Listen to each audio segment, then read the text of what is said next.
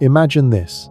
In the dead of night, deep beneath the Nevada desert, a team of elite soldiers descends into a labyrinth of steel and shadow, their flashlights piercing the gloom of a forbidden tunnel.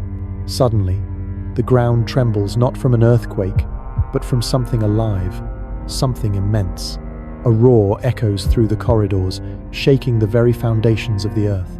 And there, emerging from the darkness, stands a colossus, a being over 15 feet tall, its eyes glowing with an otherworldly fire, its massive frame clad in remnants of ancient armor fused with modern tech. The soldiers fire, but the giant swats them aside like insects, vanishing into a portal that flickers and seals shut behind it. Was this a hallucination? A classified experiment gone wrong? Or the awakening of a Nephilim, one of the biblical giants hidden in the depths of a deep underground military base? What if these titans never truly perished in the flood, but retreated into the hollow recesses of our planet, waiting to reclaim their dominion? And more chillingly, what if they're already among us, pulling strings from the shadows? These questions haunt the edges of our reality, refusing easy answers, drawing us deeper into a web of enigmas that spans millennia. The story of the giants, the Nephilim, doesn't end with the ancient waters that supposedly drowned them. No, it persists, woven into the fabric of our modern world, manifesting in suppressed discoveries, cryptic artifacts, and conspiracies that suggest these beings influence everything from global power structures to cutting-edge science. Let us peel back the layers, starting from the biblical remnants and spiraling into the heart of today's mysteries, where the line between myth and truth blurs like mist in the dawn. In the annals of Scripture, the giants emerge as the offspring of forbidden unions, the sons of God, or fallen angels known as the Watchers, who descended to earth and took human wives. Genesis. 6 whispers of these Nephilim, mighty warriors of renown, whose presence corrupted humanity to the point of divine wrath. But the flood, that cataclysmic reset, didn't erase them entirely. Echoes linger in post-Diluvian tales. Goliath of Gath, the Philistine behemoth felled by David's sling, standing over 9 feet tall with 6 fingers on each hand and 6 toes on each foot, a genetic anomaly hinting at hybrid origins. The Anakim, described in Numbers as descendants of the Nephilim, struck terror into the hearts of Israelite spies, who reported feeling like grasshoppers in their presence. These weren't mere tall tales, they were warnings of a bloodline that survived, diluted perhaps, but potent enough to challenge empires. Yet, if these giants walked the earth after the waters receded, where did they go? Why don't we see them towering over our cities today? The answers, shrouded in secrecy, point to a vast underground network, a hollow earth, as theorized by visionaries like Edmund Halley in the 17th century, who proposed our planet as a shell with inner realms teeming with life. This concept, once dismissed as pseudoscience, gains eerie credence when paired with modern accounts. Admiral Richard Byrd's alleged 1,947 diary entries from his Antarctic expedition describe flying into a polar opening, discovering a lush inner world inhabited by advanced beings, giants perhaps, who greeted him with warnings about humanity's destructive path. Though debunked by some as forgery, the persistence of such narratives fuels speculation. Could the poles conceal entrances to a subterranean domain where Nephilim descendants thrive, untouched by surface cataclysms? Delving deeper, consider the deep underground military bases, or DUMBs, a staple of conspiracy lore. These facilities, purportedly burrowed miles beneath the earth, are said to house black-budget operations far beyond public knowledge. Whistleblowers like Phil Schneider, a geological engineer who claimed to have worked on such sites in the 1992nd, recounted harrowing encounters. At Dulce Base in New Mexico, Schneider described a firefight with tall, grey-skinned entities, 7-foot-tall humanoids with reptilian features, possibly hybrid descendants of the Watchers. He spoke of vast caverns, where genetic experiments fused human and alien DNA, echoing the ancient mingling that birthed the Nephilim. Schneider's story ended tragically in 1996, ruled a suicide but suspected by many as assassination to silence his revelations. Similar tales emerge from other sites. Area 51's S4 level allegedly contains preserved giant bodies, while Mount Weather in Virginia hides chambers where elite bloodlines commune with these beings. These bloodlines form the crux of perhaps the most insidious conspiracy, the notion that Nephilim DNA flows through the veins of the world's elite. Drawing from Sumerian myths of the Anunnaki godlike beings who engineered humanity as slaves, the theory posits these ancient hybrids as the progenitors of ruling families. The Illuminati, that shadowy cabal often linked to Freemasonry and global control, are accused of preserving this lineage. Books like Fritz Springmeier's Bloodlines of the Illuminati outline 13 families, Rockefellers, Rothschilds, Astors tracing their ancestry to reptilian or giant hybrids, manipulating events from wars to economies. David Icke's reptilian shapeshifter hypothesis amplifies this, claiming world leaders like the British royals are disguised Anunnaki descendants, opening portals through rituals to summon their watcher-kin. Why else, theorists ask, do elongated skulls appear in royal tombs from Egypt to Peru, suggesting cranial deformation to mimic divine ancestors? Speaking of those skulls, the Paracas elongated crania from Peru offer tangible enigmas. Discovered in the 1922nd by archaeologist Julio Tello, these 3,000-year-old relics feature skulls up to 25% larger in volume than modern humans, with anomalous features, a single parietal plate instead of two, and DNA tests revealing mitochondrial haplotypes linked to Europe and the Middle East, not the Americas.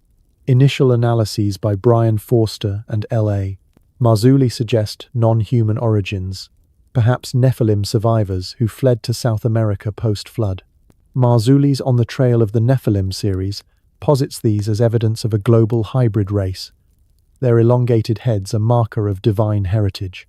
Critics attribute the shape to artificial deformation via head binding, a practice in many cultures to denote status. But the increased cranial capacity defies simple explanation. How could binding add volume without compressing the brain? Geneticist Juan Navarro's 2014 tests hinted at unknown mutations, fueling debates. Are these the remnants of giants, their DNA hinting at a lost civilization? This brings us to institutional suppression, where the Smithsonian Institution stands accused of a century-long cover-up. In the late 1800s and early 1900s, newspapers brimmed with reports of giant skeletons unearthed across North America, 8 to 12 feet tall, with double rows of teeth or six-fingered hands. The New York Times in 1892 detailed a 9-foot skeleton from a Wisconsin mound, while California digs yielded even larger finds. Yet, these artifacts vanished into the Smithsonian's vaults, never to resurface. Conspiracy proponents cite the Powell Doctrine, named after John Wesley Powell, the institution's early director, who allegedly enforced a narrative aligning with Darwinian evolution, burying evidence of anomalous humans that might support biblical giants. A 2014 hoax article claiming the Smithsonian admitted destroying thousands of skeletons went viral, but the underlying suspicion persists. Why do catalogues list anomalous remains that researchers can't access? Authors like Richard Dewhurst in The Ancient Giants Who Ruled America compile these accounts, arguing a deliberate erasure to protect mainstream history. Venturing further into the arcane, the Hollow Earth theory intertwines with these giants, proposing vast inner continents accessed via polar openings or cavern systems. Proponents like Rodney Clough cite seismic data showing unexplained hollows and Admiral Byrd's purported logs describing Agartha, a realm of advanced giants wielding flying saucers. Nazi expeditions to Antarctica in the 1932nd, under the guise of whaling, are said to have sought these entrances, establishing Base 211 as a refuge for Hitler and his inner circle, perhaps allying with inner Earth dwellers. Modern satellite anomalies over the poles, blurred images on Google Earth, stoke rumors of hidden portals where giants emerge to influence surface affairs. And what of CERN, the European Organization for Nuclear Research, with its Large Hadron Collider, smashing particles at near-light speeds?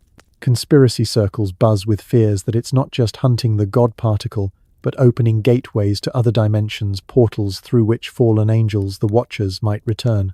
The 2016 Gotthard Tunnel ceremony, near CERN, featured bizarre rituals with goat-headed figures and simulated sacrifices, interpreted as invocations to ancient entities like Apollyon from Revelation 9, the destroyer rising from the abyss.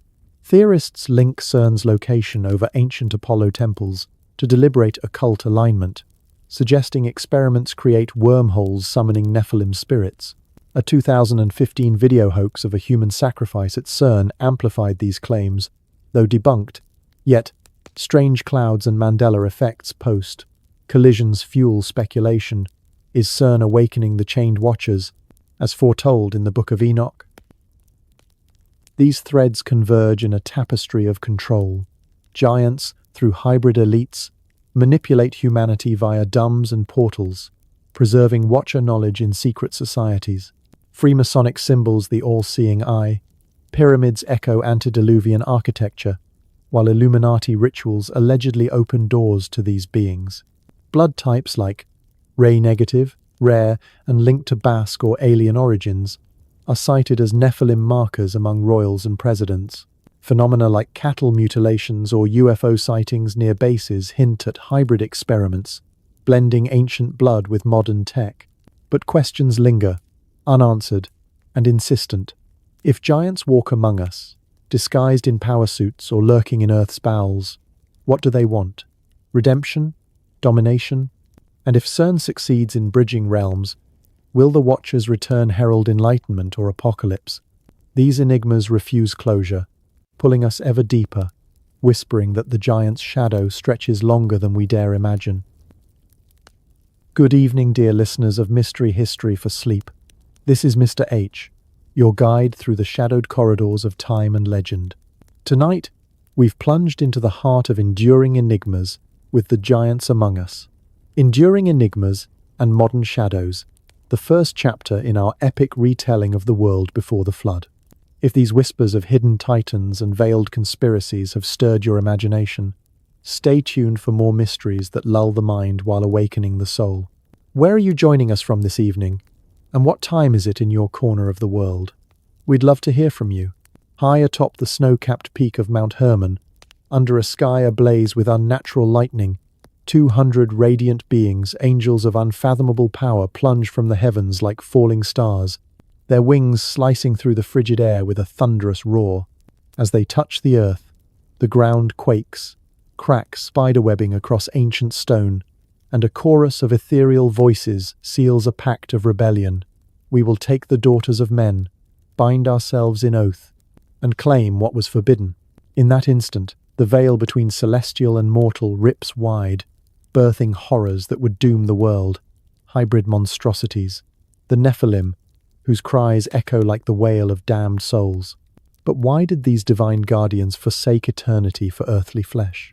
What drove them to ignite a genetic apocalypse that still whispers through our DNA?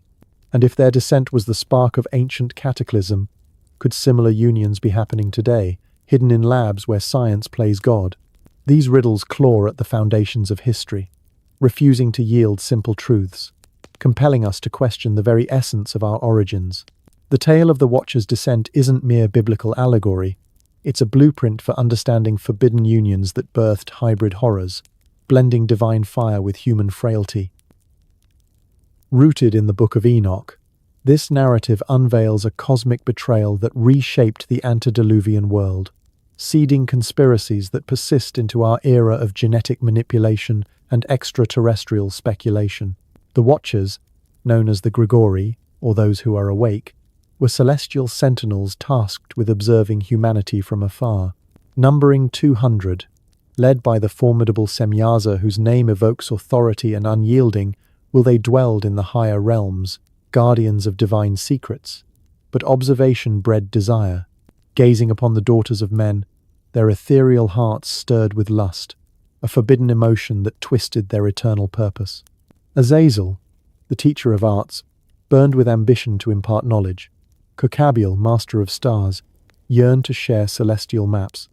Others like Barakijal and Armoros hungered for the tangible warmth of mortal companionship.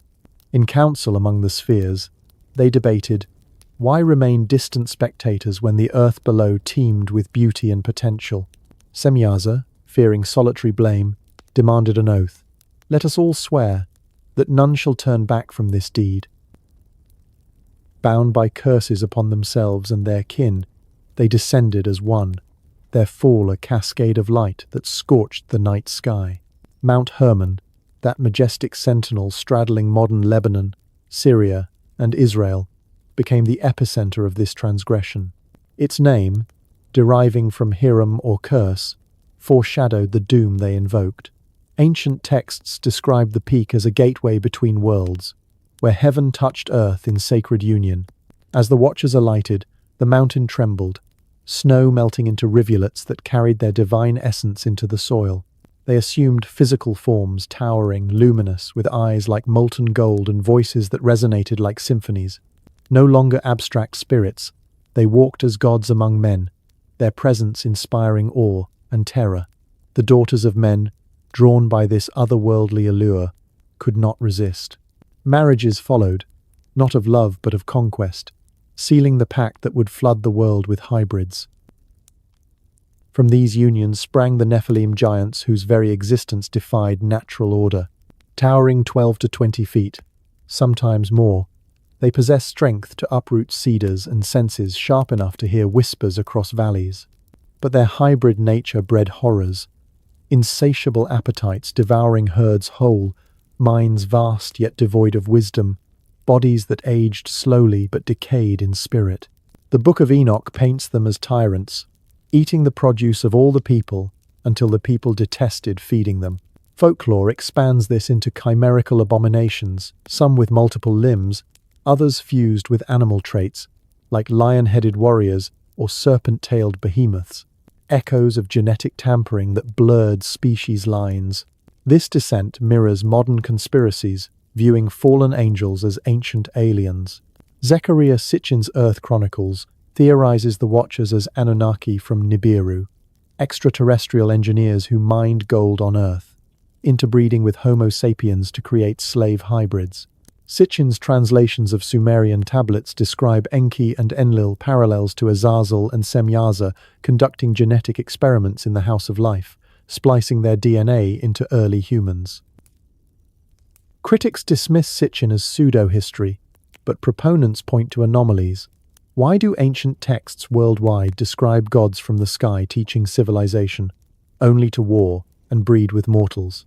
The Epic of Gilgamesh features Enkidu, a wild hybrid created by gods, hinting at lab-born beings. Could these be memories of Watcher interventions, their descent a UFO landing on Hermon? Global flood myths amplify this, portraying the deluge as punishment for such unions. Plato's Atlantis, an advanced island empire sunk in a day and night, aligns eerily. Ruled by Poseidon, spawned hybrids half-god kings whose corruption invited divine wrath. Edgar Cayce's psychic readings claimed Atlantis as a pre-flood haven for Watcher knowledge, its crystal tech causing seismic upheavals that triggered the Cataclysm. Similar tales span cultures. The Hindu Puranas speak of Daityas, giant demons born of divine, mortal mingling, drowned in pralaya floods. Native American Hopi legends tell of ant people subterranean hybrids guiding survivors through world-ending waters. These parallels suggest a collective memory. Watchers, as interstellar visitors, their hybrids sparking a golden age, turned tyrannical, culminating in oceanic reset. Phenomena like chimeric fossils fuel speculation. In 2007, Russian miners unearthed what appeared to be a 300-million-year-old screw, embedded in coal evidence of ancient tech or Watcher artifacts. More provocatively, genetic anomalies in modern animals. Pigs engineered today for organ transplants carry human DNA, but folklore whispers of Nephilim creating swine hybrids as food sources, their unclean status in Leviticus, a remnant taboo against such abominations. The island of Dr. Moreau's vivisection horrors echo this, but real-world CRISPR experiments blend pig and human cells, raising ethics. Are we recreating Watcher sins, birthing new hybrids under the guise of medicine? Conspiracies deepen with claims of ongoing unions. Alien abduction lore, as chronicled by Bud Hopkins and David Jacobs, describes entities implanting hybrid fetuses in women-grey aliens with large eyes and slender forms, perhaps diluted Watcher descendants. Jacobs. The threat posits an infiltration program where hybrids integrate into society, their emotionless demeanor masking divine origins. Underground bases like Dulce are alleged hubs for these experiments, where government black ops collaborate with extraterrestrials, echoing ancient pacts. Whistleblower Bob Lazar's tales of S4 craft reverse-engineered from crashes suggest Watcher tech, anti-gravity drives powered by element 115, which Lazar claimed to handle. Could this be Azazel's forbidden metallurgy, smuggled through dimensions? The Anunnaki theory intertwines here, with Sitchin arguing humanity as a slave race for gold mining, our 46 chromosomes, a splice from ape-like ancestors and alien genes. Modern genetics hints at anomalies. The FOXP2 gene for language, rapidly evolved around 200,000 years ago, coincides with Sumerian timelines. Conspiracy forums buzz with H-negative blood as alien markers lacking the rhesus factor, incompatible with positives in pregnancy, suggesting non-terrestrial origins. Royals and elites disproportionately carry it, fueling bloodline theories. Are Bush's, Clinton's, or Windsor's hybrid heirs, their power an echo of Nephilim dominion? Atlantis ties in as a Watcher outpost, its sinking a microcosm of the flood. Casey's readings describe crystal-powered Vimana's flying machines that caused continental shifts, mirroring Enoch's vehicles of the heavens used by angels. Underwater anomalies like Bimini Road off Florida, with cyclopean stones, are touted as Atlantean ruins, their precision defying natural formation. Ignatius Donnelly's 1882 Atlantis. The antediluvian world linked it to biblical Eden, positing Plato's account as veiled history of Watcher corruption. Chimeric secrets extend to mythology, Greek centaurs, Egyptian sphinxes, hybrids born of divine dalliances. The Minotaur, bull-human monster, reflects Watcher experiments gone awry, confined in labyrinths akin to dumbs. Modern cryptozoology reports Bigfoot or Yeti as surviving Nephilim, their elusive nature a survival trait post-flood. Hair samples from Bhutan yielded unknown DNA in 2013, blending human and bear chimeric echoes. Questions persist, elusive as shadows. If Watchers descended for love or power, what prevents their return? Do abductions signal ongoing hybrids? And if Anunnaki blood courses through elites, is our world a farm for divine harvest? These enigmas defy resolution, luring us further into the abyss of forbidden knowledge. Deep in the arid expanse of the Nazca Desert, under a moonless sky pierced only by the cold gleam of stars, a lone archaeologist kneels before a colossal geoglyph, a hummingbird etched into the earth, its wings spanning hundreds of feet. As he traces a hidden metallic artifact unearthed from the parched soil, a low vibration builds, resonating through the ground like the heartbeat of a buried colossus. Suddenly, the lines glow with an ethereal blue light, projecting holographic patterns into the night air, swirling symbols that map not just the desert, but constellations unseen by modern telescopes, and whispers in an unknown tongue echoing promises of flight without wings. The artifact pulses hotter, the ground shifts, and the archaeologist stumbles back as a spectral figure materializes, a towering silhouette of a giant, its voice booming ancient warnings before vanishing in a burst of sand and static. Was this a hallucination born of exhaustion, a buried technology activating after millennia, or a direct message from the antediluvian builders, revealing that these lines were never mere drawings, but blueprints for harnessing energies that could defy gravity itself? And if such power slumbers beneath our feet, who or what ensures it remains hidden? These unanswered echoes propel us into the heart of megalithic marvels, where the stones themselves guard secrets of lost technologies from a world before the flood.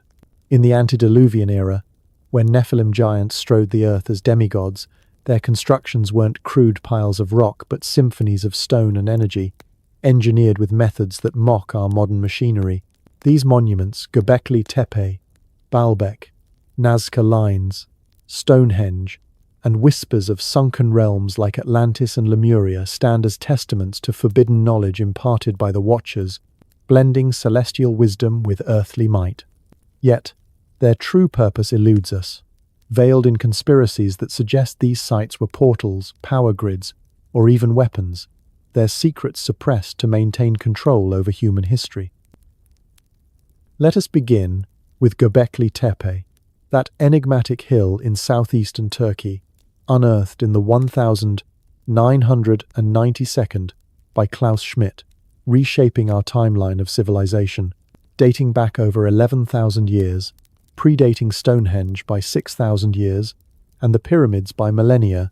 This site comprises massive T-shaped pillars, some weighing 20 tons, and standing 20 feet tall, arranged in circular enclosures adorned with intricate carvings of animals, foxes, boars, serpents, and birds of prey. These aren't random decorations, they form a narrative, perhaps a celestial calendar or ritual code. Schmidt himself marveled at how hunter-gatherers, supposedly primitive, quarried, transported, and erected these monoliths without metal tools or wheels. Theories abound. Sonic levitation, where specific frequencies, chants, or instruments reduce the stone's weight, allowing giants to float them into place like leaves on wind. Graham Hancock, in his explorations, posits Göbekli Tepe as a time capsule from a lost Ice Age civilization, its pillars aligned with Sirius and Orion, tracking precessional cycles that span 26,000 years knowledge far beyond nomadic tribes. Conspiracies swirl around its incomplete excavation, only 5% uncovered, as per archaeological reports suggesting deliberate delays. Why? Perhaps because deeper layers reveal non-human influences, elongated skulls, or anomalous artifacts hinting at Nephilim oversight. Jimmy Corsetti and others label it an ancient conspiracy, arguing the site's sudden burial around 8000 BCE was intentional, hiding it from the flood's survivors. NPR's recent coverage highlights how it challenges evolutionary timelines, fueling claims of ancient aliens or Watcher tech.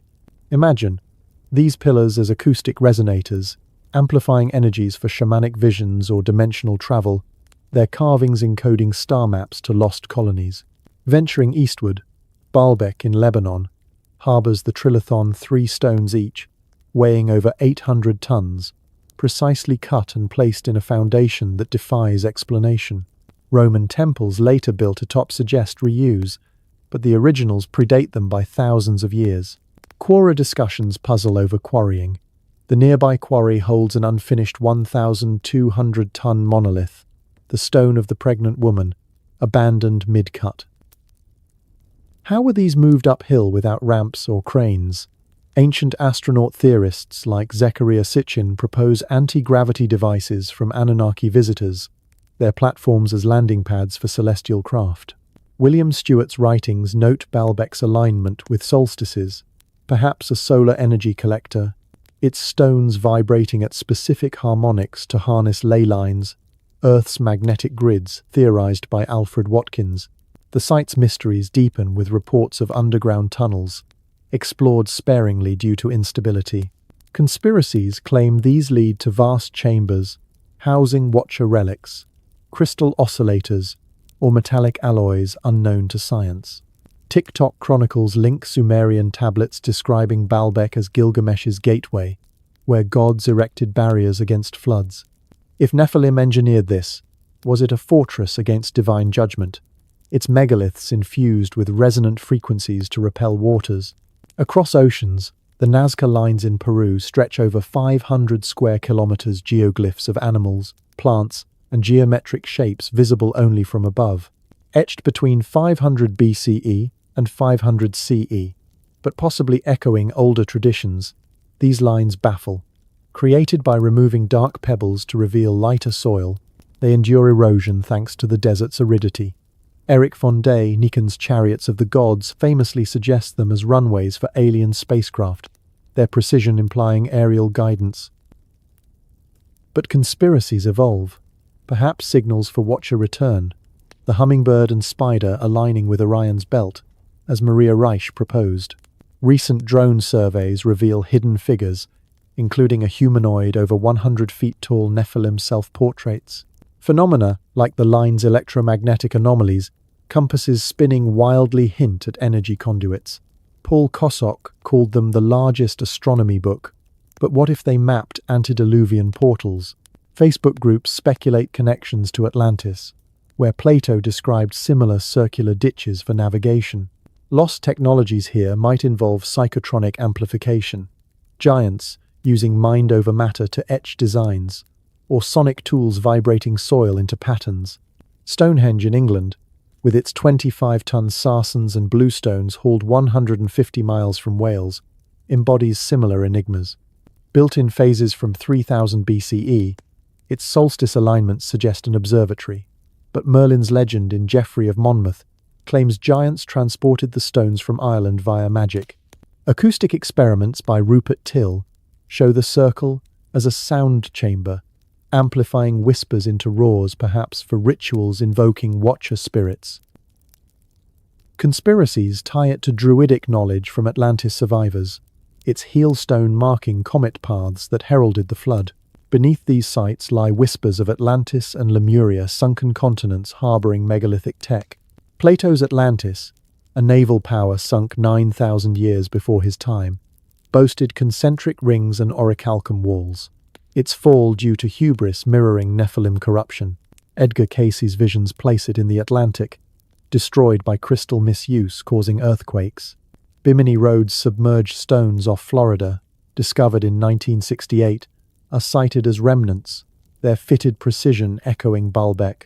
Lemuria, the Pacific counterpart, allegedly housed Mu's advanced race, their Rongorongo scripts on Easter Island, undeciphered wooden tablets as encoded star lore. The Voynich manuscript, a 15th century codex with bizarre plants and astronomical diagrams, is theorized as a salvaged antediluvian text, its cipher hiding Watcher, herbalism, and cosmic secrets. RD kit analyses of its illustrations suggest unknown botanicals, perhaps hybrid plants from giant gardens. These marvels weren't mere temples but multifunctional engines, energy harvesters drawing from Earth's grid, as in David Childress's ley line theories. Baalbek's platform might have powered levitation devices, while Göbekli Tepe's pillars resonated for healing or prophecy. Conspiracies accuse institutions like the Vatican of hoarding artifacts, the Smithsonian allegedly destroying Baalbek replicas to suppress alien origins.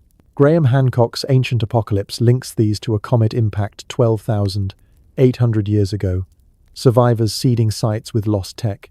Yet, riddles persist. How did nomads master such precision without math? Do underground chambers at Stonehenge hold sonic crystals? If Atlantis's tech caused its fall, could reactivating Nazca portals summon ancient horrors? These queries defy closure, beckoning us to wonder if the stones still hum with power, waiting for the right frequency to awaken. In the flickering torchlight of a forgotten cavern, where the air hangs heavy with the stench of ritual blood and forbidden incense, a lone seer Enoch, the seventh from Adam, collapses to his knees, his eyes glazing over in ecstatic terror. Visions assault him, cities of gleaming obsidian crumbling under the weight of their own depravity, giants feasting on the flesh of the innocent, while the skies weep acid rain, and a shadowy cabal of hybrid overlords whispering incantations that twist the very fabric of reality, summoning storms of locusts that devour the last vestiges of purity. As Enoch gasps for breath, a voice thunders from the void, not God's, but a mocking echo from the abyss. The tide rises, mortal. Corruption claims all, and doom is but the beginning. He awakens screaming, his prophecies etched into scrolls that would vanish into history's cracks, leaving us to wonder, were these visions mere madness, or glimpses of an engineered apocalypse, where wickedness wasn't random but orchestrated by forces still at play? And if such prophecies foretold the end of one world, What unseen tides of corruption lap at our own shores today, heralding a similar fate? These haunting uncertainties draw us into the swelling current of corruption's tide, where the antediluvian world's descent into wickedness unfolded not as chaotic happenstance, but as a meticulously woven tapestry of moral erosion, societal collapse, and prophetic forewarnings that pierce the veil of time. As the Nephilim consolidated power, their hybrid rule transformed the earth into a crucible of vice, where every advancement birthed deeper shadows. Human hearts, once attuned to the divine harmony of creation, now pulsed with greed, violence, and unchecked desire, amplified by the Watcher's tainted gifts. This era wasn't just a slide into chaos, it was a deliberate unraveling, where the boundaries of ethics dissolved, and prophecies emerged as desperate beacons, illuminating the path to inevitable doom, while concealing layers of secrets that echo in our modern psyches. The corruption began subtly, like a whisper in the wind, but soon swelled into a roaring torrent. In the sprawling metropolises founded by Cain's line Enoch, with its towering spires piercing the heavens like defiant spears, the pursuit of innovation masked a rotting core. Markets buzzed not with fair exchange, but with the commodification of souls.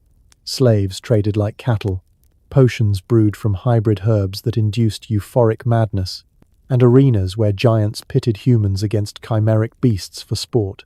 The Nephilim, their appetites insatiable, demanded tribute in blood and labor, enforcing rule through terror. Whispers of underground cults proliferated, where initiates sacrificed virgins to shadowy entities, believing such rites unlocked Watcher-level immortality. Nature itself rebelled against this perversion. Crops withered under blighted skies, rivers ran red with unexplained toxins, and animals turned feral, attacking their former masters in packs that seemed coordinated by an unseen intelligence. As wickedness deepened, societal structures fractured along lines of power and purity. The line of Seth, once guardians of ancient wisdom, found their secluded hills infiltrated by spies from the cities, seductive agents offering forbidden pleasures in exchange for sacred knowledge. Marriages between the lines blurred, diluting blood, but spreading corruption like a plague. Women, valued only for their wombs in birthing more hybrids, formed secret resistance circles, brewing poisons from Watcher-taught herbs to assassinate tyrannical lords. Yet even these acts fed the cycle, birthing vendettas that escalated into clan wars, where entire villages vanished overnight, their inhabitants harvested for ritual experiments. The air grew thick with omens, swarms of birds falling dead from the sky, earthquakes swallowing temples mid-ceremony, and auroras twisting into grotesque faces that mocked the faithful. Prophetic voices arose amid this maelstrom, not as comforts, but as harbingers of unrelenting judgment. Enoch, walking with God as few had since Eden, received visions that transcended time scrolls later compiled in the Book of Enoch detail his journeys through heavenly realms, where angels unveiled the fate of the corrupt. He saw the Watchers bound in chains of darkness, their cries echoing as the earth convulsed.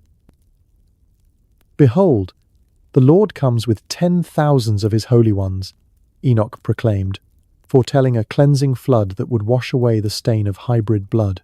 His words weren't vague, they named specifics: waters rising from the deep to cover peaks, giants perishing in agony as their massive frames succumbed to the deluge, and a remnant preserved through divine mercy. But Enoch's prophecies hid deeper secrets. Alleged passages in apocryphal texts suggest he encoded star alignments, predicting not just the flood, but recurring cycles of doom, where corruption peaks every 12,000 years, aligning with modern theories of Younger Dryas impacts. Other seers echoed this dread chorus. Methuselah, Enoch's son and Noah's grandfather, lived nearly a millennium, his longevity a prophetic sign, his name meaning when he dies, it shall come, timed perfectly with the flood's onset. Visions plagued him, dreams of fountains bursting from the earth, mingling with heavenly downpours to drown the wicked.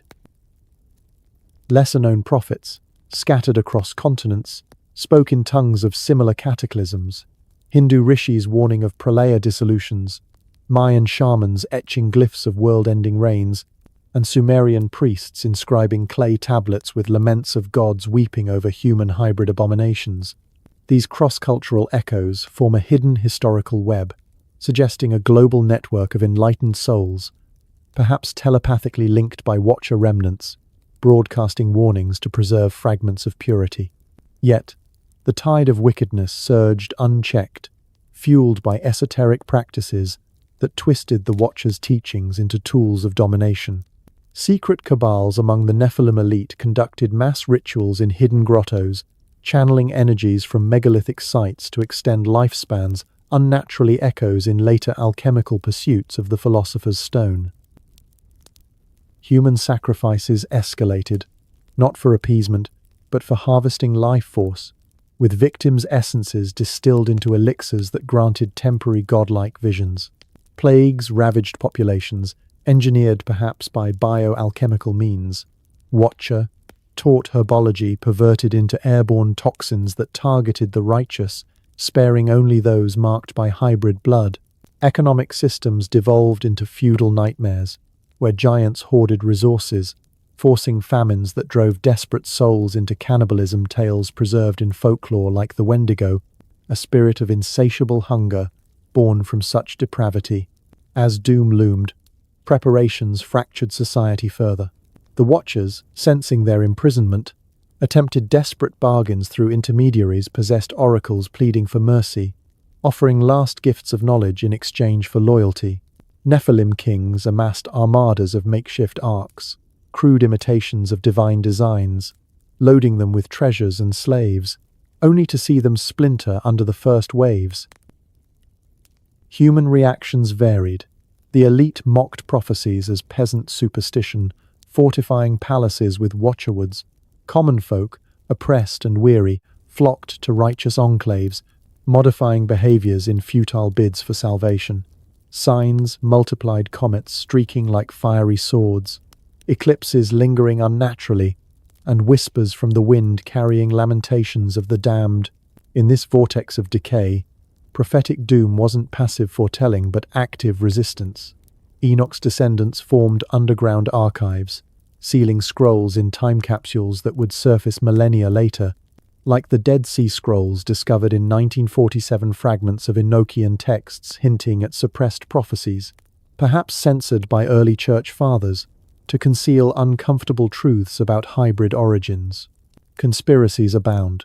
Vatican vaults allegedly house complete Enoch manuscripts, guarded to prevent revelations of recurring judgments, where modern corruption mirrors the antediluvian global elites, engineering pandemics or climate crises as controlled resets. Phenomena like the Black Death's precursors in medieval chronicles echo these plagues, with rat swarms behaving intelligently, as if directed by lingering Watcher influences. The tide crested with astronomical portents, planets aligning in ominous configurations, stars dimming as if mourning. Methuselah's death triggered the final countdown, his passing a cosmic signal that unleashed the fountains. Yet, amid the wickedness, glimmers of hope persisted, righteous souls purifying themselves, confessing sins in communal rites that foreshadowed baptismal traditions. These acts of defiance against the corrupt order sowed seeds for post-flood renewal, even as the prophecies painted a canvas of total annihilation. The enigmas endure, elusive and insistent. If corruption was so pervasive, how did any purity survive? Were the prophecies manipulated by Watchers to sow despair, or divine interventions to spark redemption? And in our age of moral ambiguities, where scandals rock institutions and disasters feel engineered, does this tide rise again, with prophetic echoes in apocalyptic dreams reported worldwide? These questions swirl like eddies in a storm, drawing us inexorably toward the brink, where wickedness meets its prophetic end. In the sterile glow of a cutting-edge quantum lab, buried deep within the Swiss Alps, a physicist stares at a holographic display flickering with impossible data, strands of cosmic code unraveling from the Big Bang's echo, revealing patterns not of random chaos, but deliberate design constants fine-tuned to 1 in a trillion precision. as if an architect's hand had scripted the universe's birth. As the simulation stabilizes, an anomaly emerges, a spectral blueprint, etched in quantum foam, mirroring ancient myths of void giving way to light, yet laced with signatures that defy natural evolution, hints of directed panspermia, microbial seeds hurled from distant stars. The physicist freezes, heart pounding. Is this evidence of a divine creator, or proof that life was engineered by extraterrestrial intelligences predating human history?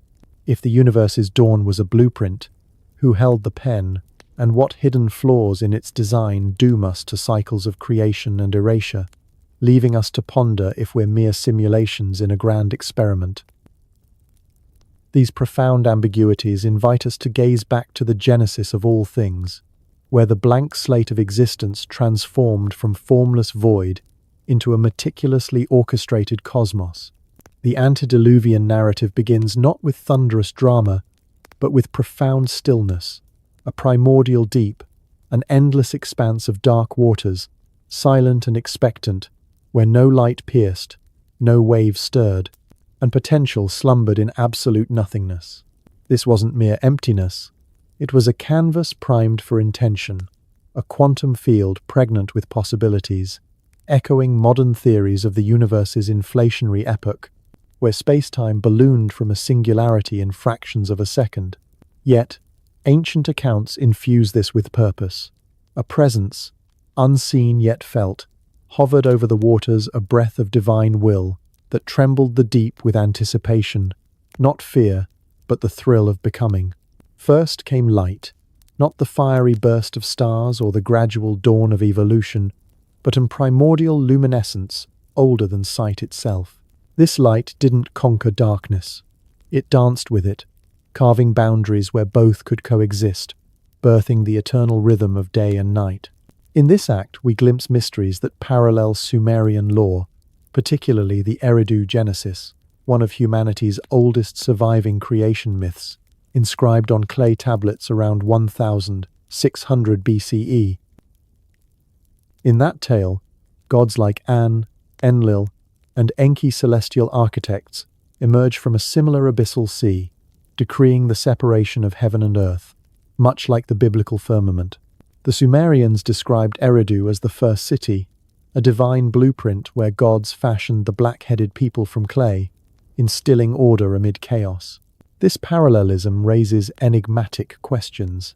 Did these myths stem from shared ancestral memories, or were they veiled transmissions of a universal design, where light's emergence symbolized the tuning of physical constants, gravity, electromagnetism precisely calibrated for life? As cosmologists like Martin Rees argue in his just six numbers hypothesis, as the waters parted, some ascended to form clouds, pregnant with future rains, while others coalesced into vast seas, revealing dry land like emergent islands in an oceanic womb. Mountains thrust upward from the depths, valleys carved themselves with purposeful grace, and the earth drew its first breath, exhaling mists that veiled nascent wonders.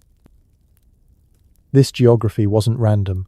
It was a divine blueprint, a classroom etched into the planet's crust, where every landscape taught lessons of existence. Rivers flowed as veins of life, deserts tested endurance, forests whispered abundance. Modern science echoes this intentionality in the fine-tuning argument. The anthropic principle suggests our universe's parameters are exquisitely balanced. If the strong nuclear force varied by 2%, atoms couldn't form, hinting at design rather than chance. But conspiracies swirl around pre-Adamite civilizations, positing that before humanity's scripted dawn, advanced beings, perhaps ancient astronauts, seeded life through directed panspermia, hurling microbial payloads across the cosmos to terraform worlds. Theorists like Francis Crick, co-discoverer of DNA, proposed this in his 1981 book, Life Itself, suggesting life's complexity demands an external intelligence, aligning with ancient astronaut hypotheses where extraterrestrials engineered the blueprint, not a solitary deity. Vegetation burst forth without precedent, trees towering overnight, grasses carpeting hills in verdant perfection, flowers blooming in hues unnamed and unseen since. This wasn't gradual evolution over eons, as Darwinian models suggest, but an instantaneous flourishing. A garden painted before observers existed to admire it.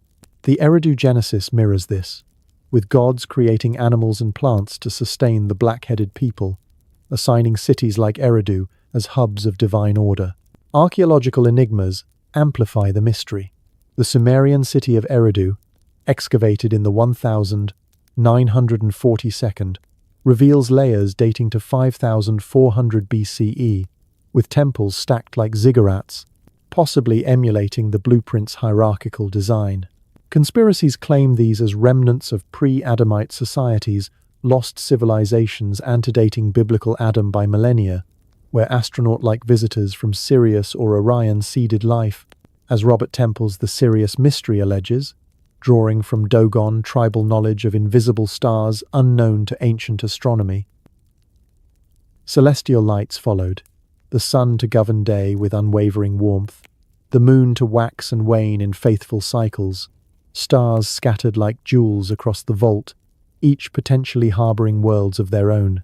Time commenced its march, seasons cycling in harmonious precision, seas teemed with life fish darting in silver schools, whales singing symphonies that vibrated through depths, while land filled with beasts, lions prowling without malice, deer grazing sans fear, birds trilling melodies unmarred by sorrow.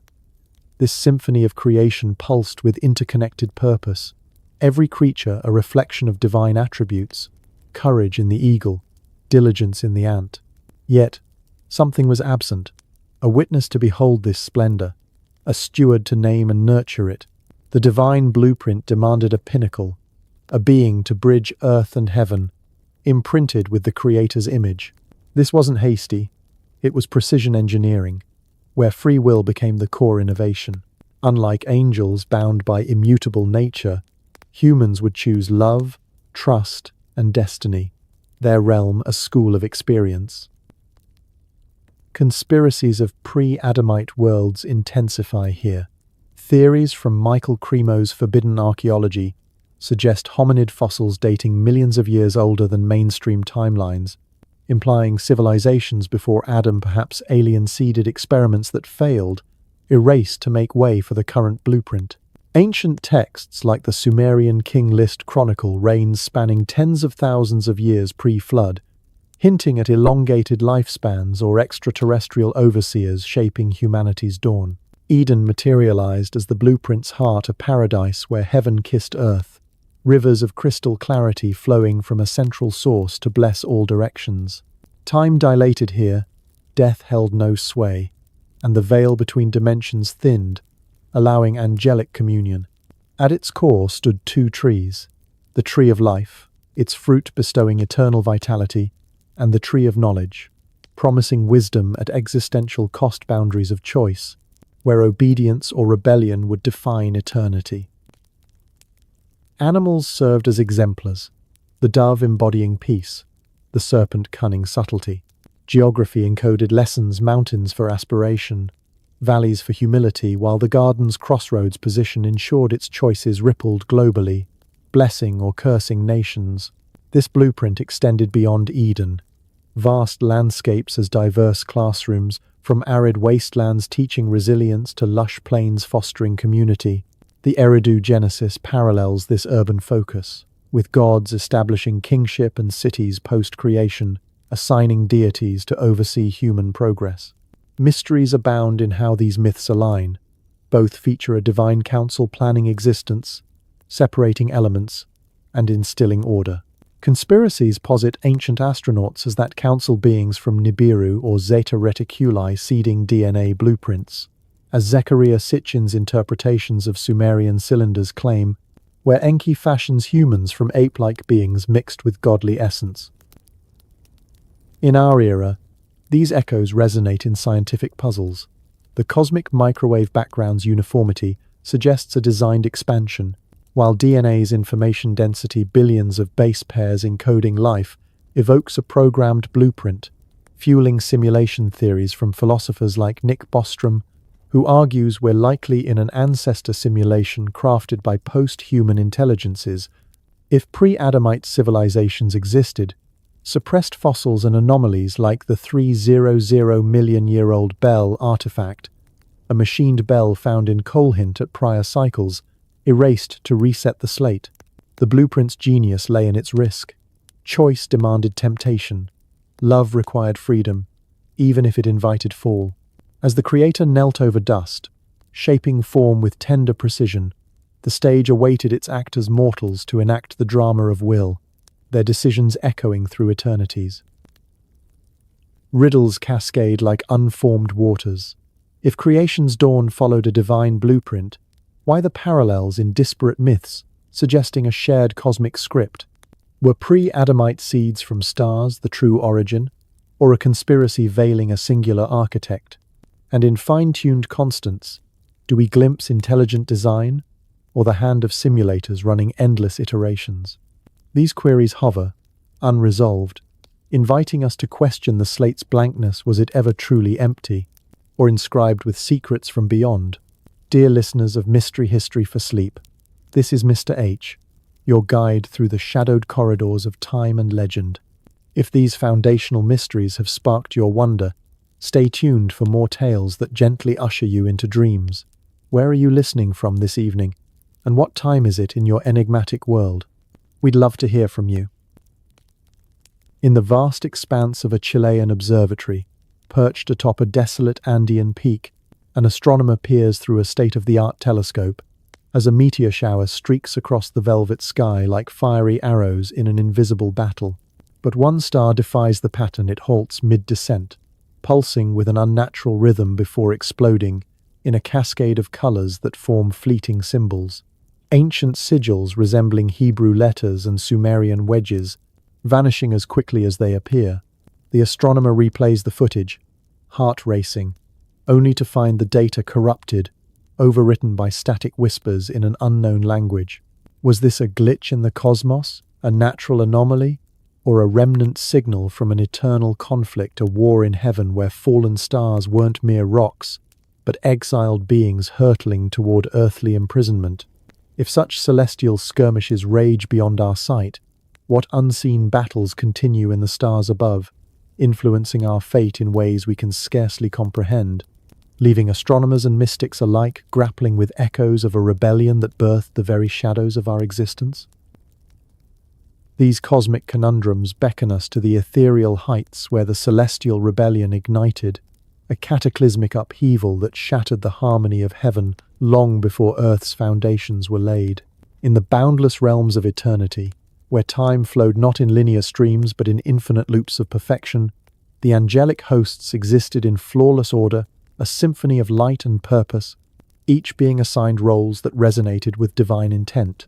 Cherubim guarded sacred thresholds, seraphim sang unending praises around the throne, and principalities oversaw cosmic domains with unwavering precision. At the pinnacle stood Lucifer, the morning star, whose brilliance outshone galaxies, his form a masterpiece of wisdom and beauty, anointed to reflect the Creator's glory like a flawless mirror. Yet, within this unblemished splendor lurked the seed of discord, a subtle shift in Lucifer's heart, not born of external temptation but from the depths of free will's perilous gift. Why bow eternally when one could ascend? Why serve when equality beckoned? This question, unprecedented in the heavenly courts, spread like a subtle vibration, resonating with kindred spirits among the ranks. 1/3 of the hosts, drawn by promises of autonomy and thrones of their own, aligned with the morning star, their collective will fracturing the eternal harmony. The war erupted not with physical blades, but with clashes of essence, waves of radiant energy colliding in dimensions beyond mortal comprehension, where thoughts manifested as cataclysmic forces, reshaping realms and birthing voids that swallowed light. Michael, the archangel of unwavering loyalty, rallied the faithful, his sword, a blaze of righteous fury that cleaved through the chaos. The conflict spanned the spheres, stars dimmed as collateral casualties, nebulae twisted into maelstroms of conflict, and the foundations of heaven trembled under the onslaught. This wasn't mere rebellion, it was a metaphysical upheaval, where the fabric of reality warped under opposing wills. Ancient interpretations, drawn from Zoroastrian influences on Jewish thought, frame this as a cosmic dualism, Ahura Mazda's forces of light battling Ahriman's darkness, a paradigm that seeped into biblical narratives during the Babylonian exile, transforming the war into a moral binary of good versus evil. As the tides turned against the insurgents, divine judgment fell swift and irrevocable. Lucifer and his followers were hurled from the heights, their descent a blazing trail of falling stars streaking across the nascent cosmos, their forms twisted in the full beauty morphing into horror, light into shadow, joy into seething rage. No longer sons of the morning, they became princes of the abyss, bound in chains of darkness as described in the Book of Enoch, awaiting final reckoning. This exile wasn't destruction, for immortals cannot perish utterly, but a strategic banishment, preserving them as agents in the grand experiment of free will on Earth. Mythological parallels enrich this saga, weaving a tapestry of universal archetypes. In Greek lore, the Titanomachy mirrors Heaven's war Cronus and his titans rebelling against Uranus, only to be overthrown by Zeus and imprisoned in Tartarus, their fall echoing Lucifer's plunge. Norse Ragnarok foretells a similar twilight battle, where gods clash with giants in a cataclysm that reshapes the world, Loki's deceit paralleling Satan's pride. Hindu epics like the Mahabharata depict divine wars among devas and asuras, celestial beings vying for cosmic dominance, their conflicts resolved through avatars intervening in mortal affairs. These cross-cultural motifs suggest a shared human psyche, or perhaps fragmented memories of a singular event, transmitted through oral traditions predating written scripture. Conspiracies cast this rebellion in modern shadows, interpreting it as an extraterrestrial coup. Ancient astronaut theorists posit the war as an interstellar conflict among advanced beings, Lucifer as a rogue commander from a galactic federation, his fall a demotion to Earth as a prison planet. Eric von Däniken's works speculate that biblical angels were aliens in advanced suits. Their war, a technological skirmish involving energy weapons that scarred the cosmos, evidenced by anomalous craters on the Moon or Mars.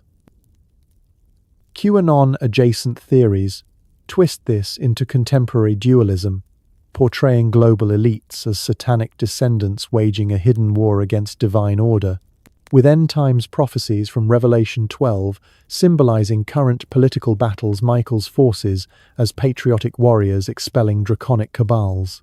Revelation's eschatological vision adds layers. The war in heaven, with Michael casting out the dragon, Satan, and his angels, is debated as past, present, or future. Some scholars, like those in academic biblical forums, trace its origins to Persian Zoroastrianism, where cosmic dualism influenced post-exilic Jewish apocalyptic literature. Others view it as symbolic of Christ's crucifixion, where Satan's defeat was sealed at the cross, his access to heaven revoked, as per Job's earlier depictions. Modern interpretations in fringe eschatology link this to conspiracy-laden end times, solar eclipses or comets as signs of renewed celestial strife, with UFO sightings as fallen angels manifesting in our skies, preparing for Revelation's final battles. The fallen stars' impact rippled through creation. Their descent streaked Earth's young skies, not as meteors but as omens, embedding hatred into the fabric of reality. In the abyss, they plotted, transforming exile into Opportunity Earth as a new battlefield, where the war's embers would ignite human hearts. This rebellion's legacy permeates theology. Augustine's City of God frames it as the origin of evil's duality, while Milton's Paradise Lost romanticizes Lucifer's defiance, influencing literature and art for centuries. Phenomena like meteor showers take on ominous tones Perseids as annual reminders of falling angels, their trails potentially carrying encoded messages from the void. Astronomical anomalies, such as Oumuamua's interstellar visitor in 2017, fuel speculations of Watcher probes, scouting for rebellion's resurgence. Conspiracies extend to the Vatican Observatory's Lucifer telescope, named innocently but interpreted as a nod to monitoring the morning star's domain. In quantum terms, this war might symbolize the multiverse's branching choices fracturing realities, with our timeline a splinter from heavenly order. String theory's extra dimensions could house these battles, unseen yet influencing particle behaviors. The Hubble Deep Field's glimpses of ancient galaxies evoke the war's scale, billions of light-years as battlegrounds where light triumphed over dark matter's grasp.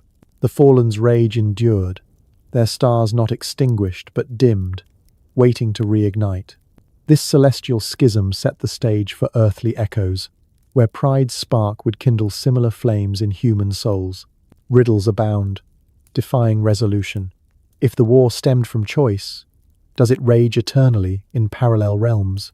Were mythological parallels psychic imprints of the event, or alien interventions scripting human lore? And in modern skies, do UFOs herald the Fallen's return, or Michael's vigilance? These queries orbit like uncharted comets, compelling us to stare upward, wondering if the stars still wage silent wars. In the dimly lit vaults of the Vatican's secret archives, accessible only to a select few under the guise of scholarly privilege, a rogue historian cloaked in shadows, and driven by forbidden curiosity, gingerly unfurls a crumbling scroll sealed for centuries, its edges singed as if by unholy fire. As her fingers trace the faded Aramaic script detailing a woman named Lilith, crafted from the same dust as Adam yet defiant in her equality, the air grows unnaturally cold, and the parchment begins to pulse with a faint, rhythmic glow. Words shift before her eyes, revealing erased passages. Lilith's flight from Eden not as exile, but as liberation, her form sprouting wings woven from starlight, cursing the patriarchal chains that bound her. Suddenly, the scroll ignites in spectral flames that don't burn the paper, but sear visions into the historian's mind. Images of a forgotten first wife birthing demons in the wilderness, her legacy scrubbed from holy texts to conceal a divine experiment gone awry. The historian recoils, the vault's alarms blaring silently in her head. Was this suppression a church conspiracy to erase female power, or evidence that Lilith's blood still flows in modern veins, awakening in those who challenge authority?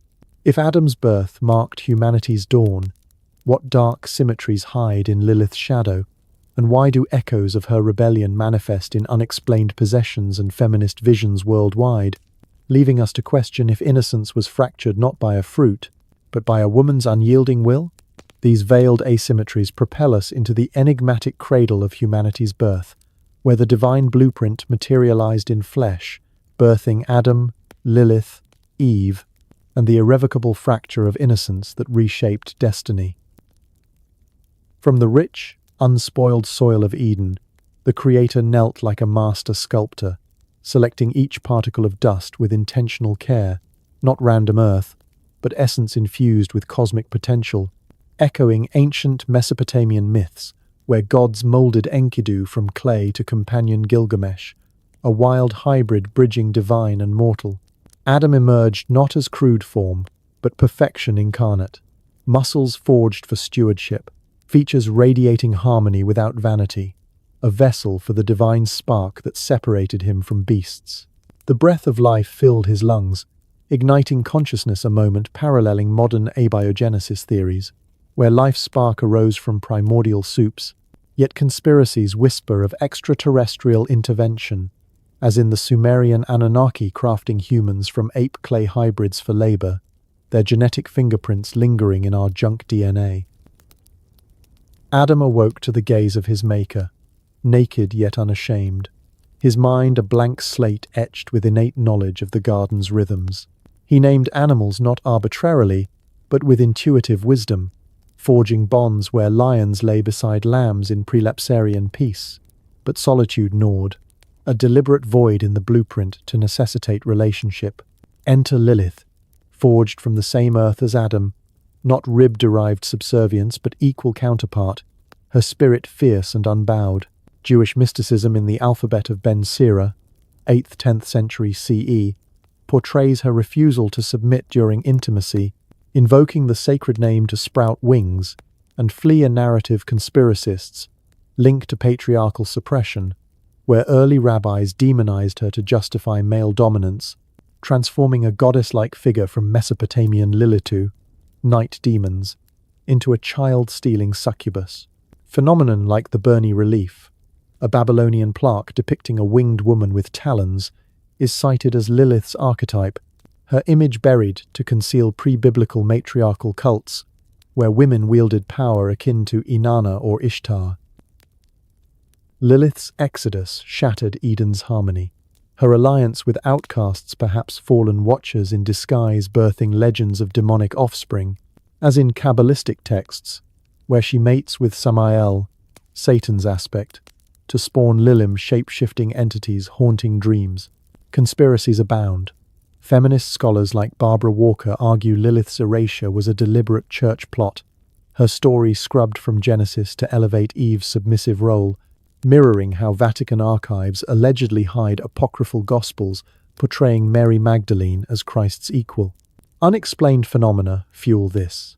Reports of Lilith possessions in modern exorcisms, where women exhibit superhuman strength and speak ancient tongues, claiming descent from her line cases documented in psychiatric journals as dissociative identity, but conspiracists tie to bloodline activations, perhaps via Rho-negative genetics, rare, and linked to Basque origins with elongated skulls, suggesting hybrid ancestry suppressed by elites.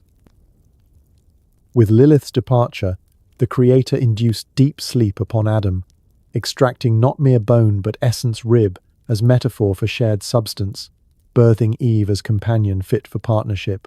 She awoke radiant, her eyes holding wisdom and innocence in balance, her presence completing the divine image through relational duality. Together, they wandered Eden's paths, swimming crystal streams, tending flora with harmonious labor, their nudity a badge of purity unmarred by shame. God's evening walks conversed freely, no barriers between creator and created. Yet, the garden's center held peril, the tree of life for eternal sustenance, and the tree of knowledge, its fruit a gateway to moral duality, forbidden lest death enter. Conspiracies reinterpret this as alien experimentation. Erich von Däniken posits Eden as a genetic lab, Adam and Eve as prototypes engineered by extraterrestrials, Elohim as plural gods, the rib extraction a cloning procedure, with the serpent as a rival faction leaking forbidden data. Mitochondrial Eve, the genetic matriarch traced via mtDNA to Africa 200,000 years ago, lends credence. But theorists like Lloyd Pye claim intervention theory, where hominid evolution jumped via alien splicing, explaining our 223 orphan genes absent in primates. Phenomena like out-of-body experiences in near-death reports often feature Eden-like gardens, with figures resembling Adam, Eve, suggesting collective racial memory or holographic simulations encoded in DNA. Innocence fractured through subtlety. The serpent, once a watcher in disguise, approached Eve alone, sowing doubt with silken words, "Has God said you shall not eat?"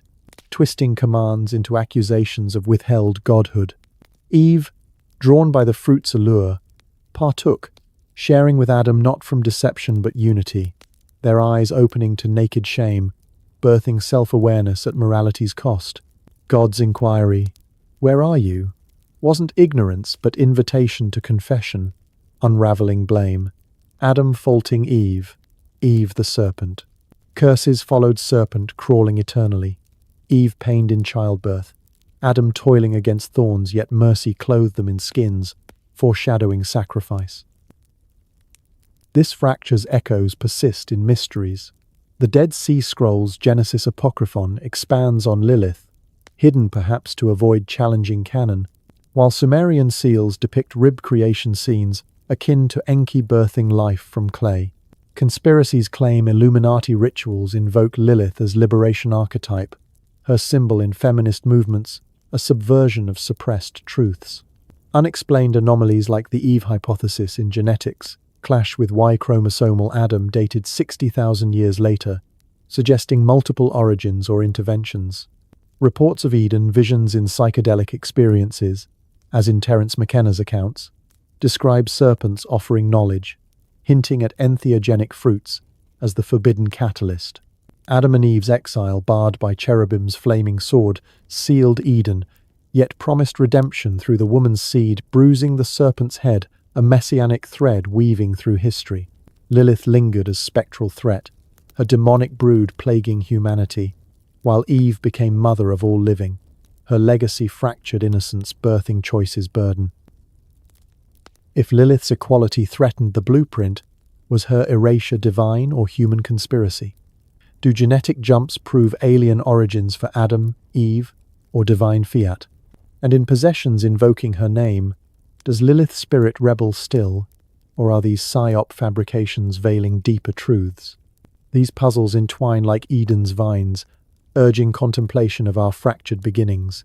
In the sweltering heat of a remote excavation site in modern-day Iraq, where the Tigris and Euphrates cradle echoes of forgotten empires, a team of archaeologists unearths a colossal stone slab buried beneath layers of silt that whisper of cataclysmic floods. As brushes sweep away the dust, intricate carvings emerge, a frenzied scene of ritual slaughter, where a figure marked with a cursed symbol on his forehead offers blood from a slain brother upon an altar, while shadowy giants loom in the background, their forms blending with swirling mists that hint at otherworldly portals. But as the lead researcher touches the slab, a low hum vibrates through the ground, and the carvings seem to shift, revealing hidden inscriptions in an undeciphered script, coordinates perhaps, or incantations that align with star patterns unseen since antiquity. The team photographs it frantically, only for a sudden sandstorm to engulf the site, burying the artifact anew and erasing digital files in a glitch that defies explanation. Was this a mere coincidence of nature, or a deliberate veil drawn by guardians of ancient bloodlines, concealing how Cain's mark birthed not just exile, but a divergent path to lost civilizations whose sacrificial rites still pulse in hidden societies today? If Nod's secrets lie interred, waiting to resurface, what forbidden legacies of fratricide and division continue to shape our world, dividing humanity into paths of enlightenment and obscurity, leaving us to wonder if the first murder's curse echoes in every modern conflict, unresolved and unrelenting? These buried ambiguities lead us into the fractured genesis of bloodlines divided, where the primal act of Cain and Abel set humanity on diverging paths that cleaved the antediluvian world into realms of material ambition and spiritual preservation.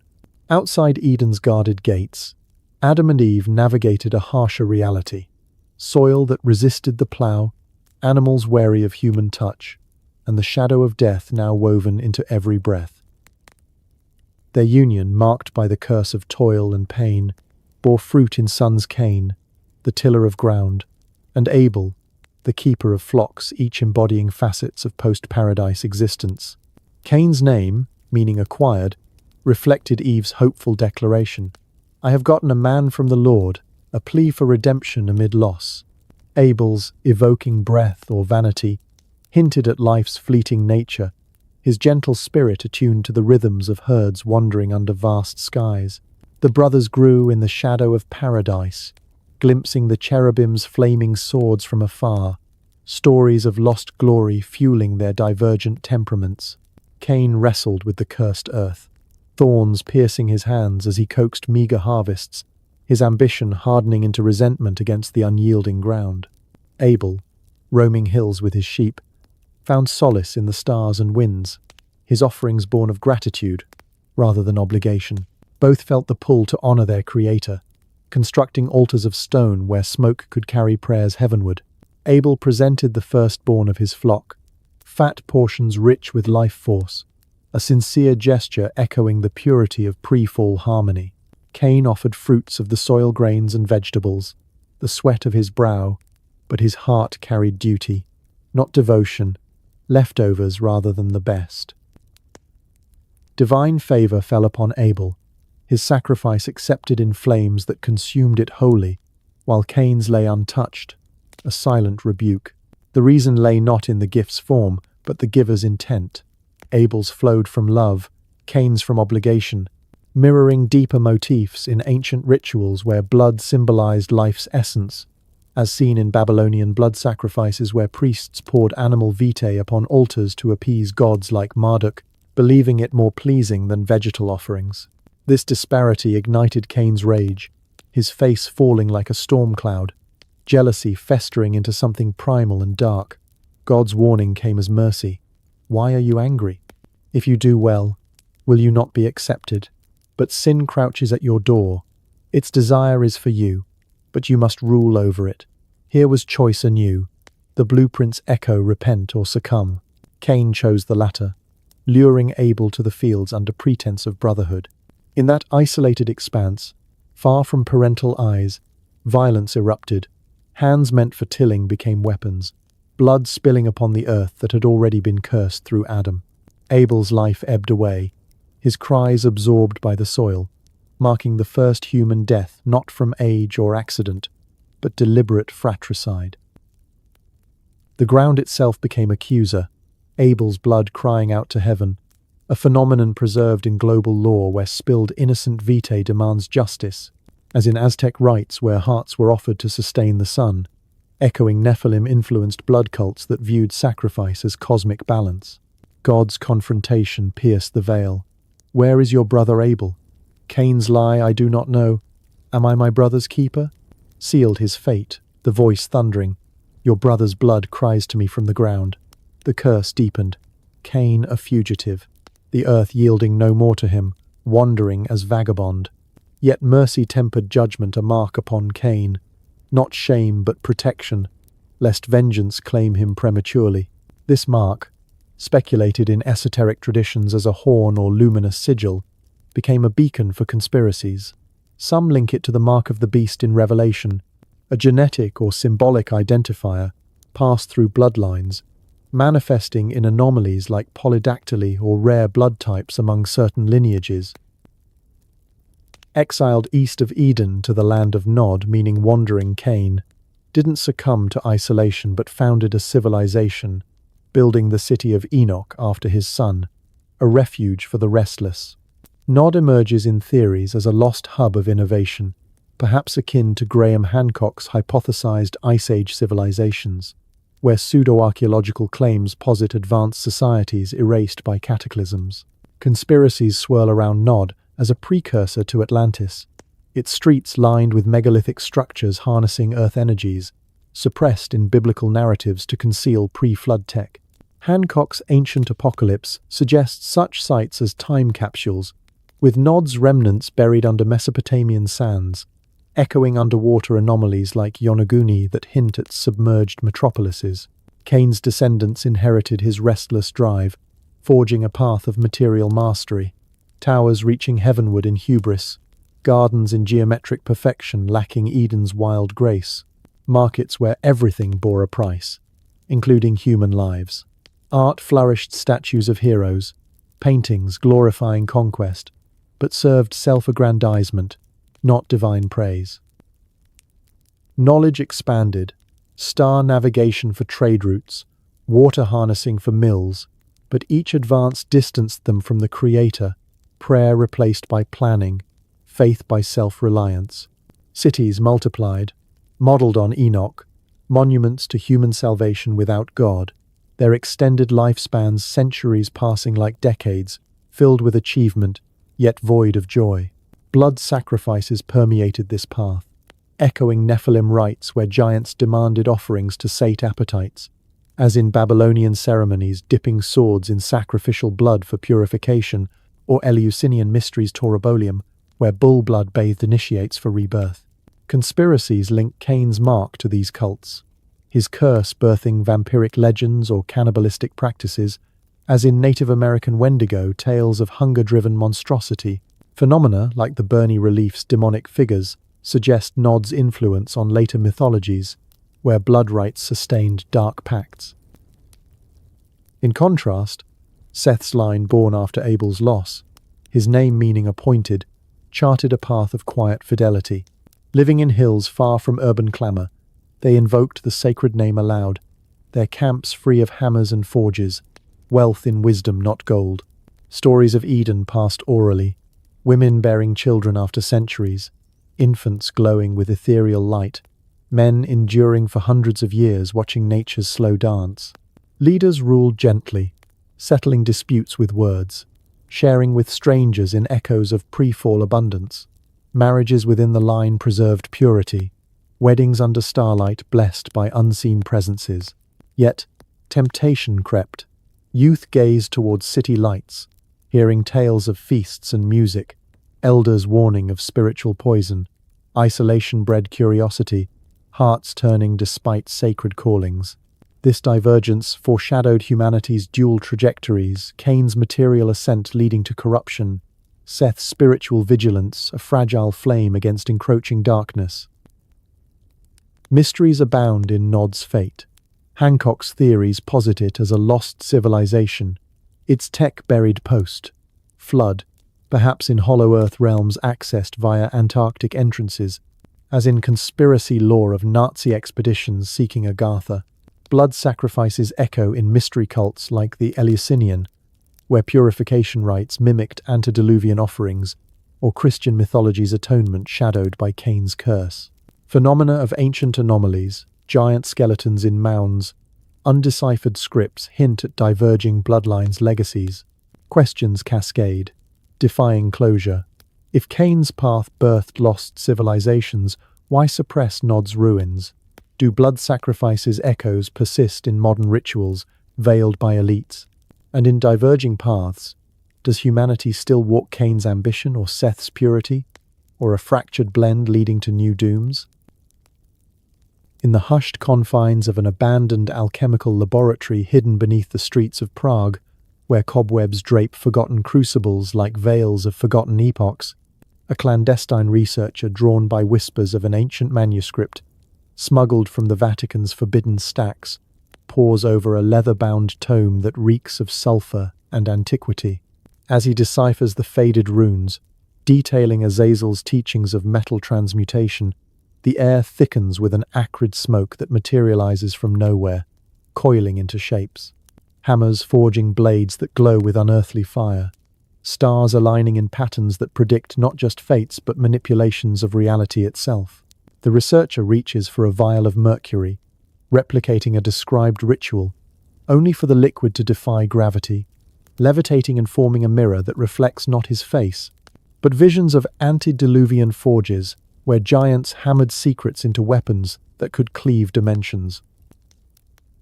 The mirror shatters in a burst of sparks, the shards embedding in the walls like accusing eyes, leaving the researcher breathless. Was this a hallucination induced by toxic fumes? Or a direct echo of forbidden arts unveiling themselves, proving that the Watcher's knowledge wasn't lost but encoded in elements waiting for the right incantation? If such arts spread like invisible fire through history, what unseen hands ensure their concealment today? And do they lurk in modern labs, where quantum entanglement mimics ancient enchantments, blurring the line between science and sorcery, compelling us to ask if unveiling these secrets invites enlightenment or eternal peril? These alchemical apparitions guide us into the labyrinth of unveiled secrets, where the Watcher's descent cascaded into a torrent of forbidden arts that permeated the antediluvian world, transforming humanity from innocent stewards into wielders of powers that rivaled the divine.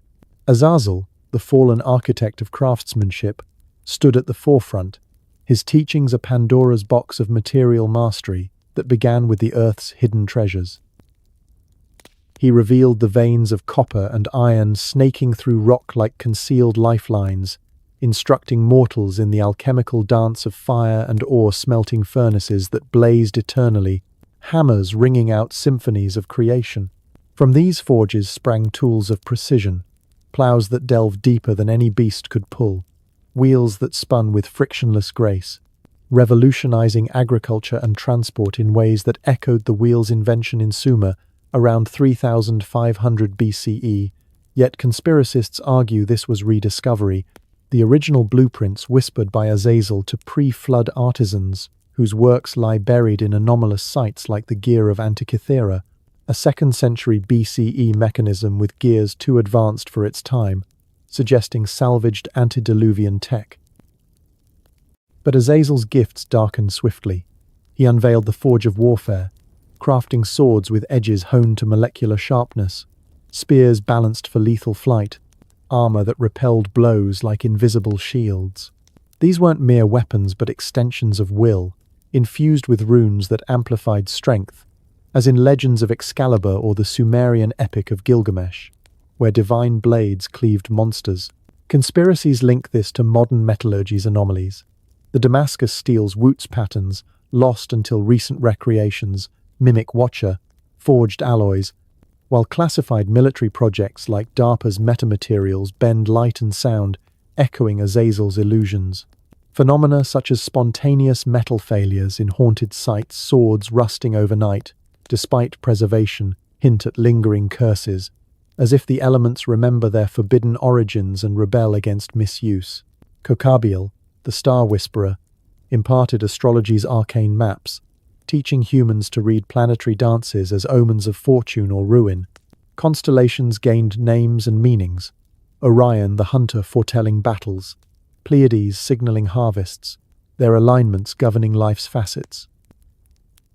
This wasn't passive stargazing but predictive power, aligning with Babylonian zodiacs that influenced Western astrology. Yet theorists posit antediluvian origins in Göbekli Tepe's pillars, carved with celestial symbols 12,000 years old, predating known astronomy. Conspiracies swirl around the Vatican Observatory's suppression of ancient star charts, allegedly hiding Watcher-derived predictions of cycles like the Mayan long count, ending in 2012 but perhaps miscoded for future cataclysms. Phenomena like the Star of Bethlehem, interpreted as a conjunction or UFO, echo Kokabiel's manipulations, while modern astrologers report anomalous transits where planets deviate slightly, as if invisible hands nudge cosmic paths.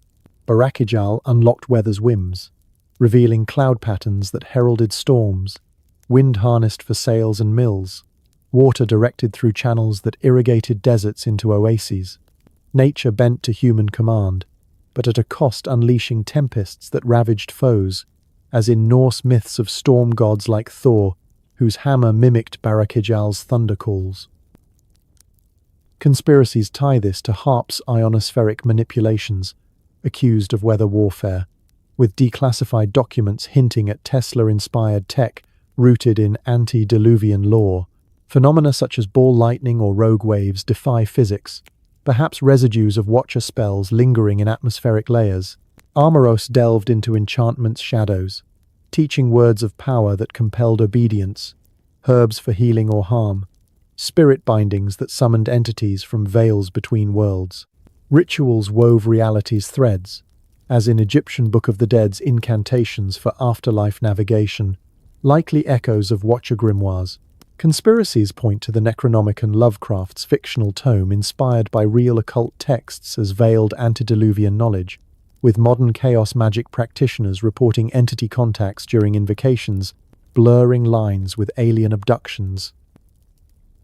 Phenomena like poltergeists or spontaneous human combustion suggest unbound spells, while psychedelic plants like ayahuasca used in shamanic rites unlock visions of Watcher realms, as Terence McKenna described machine elves mirroring enchanted spirits.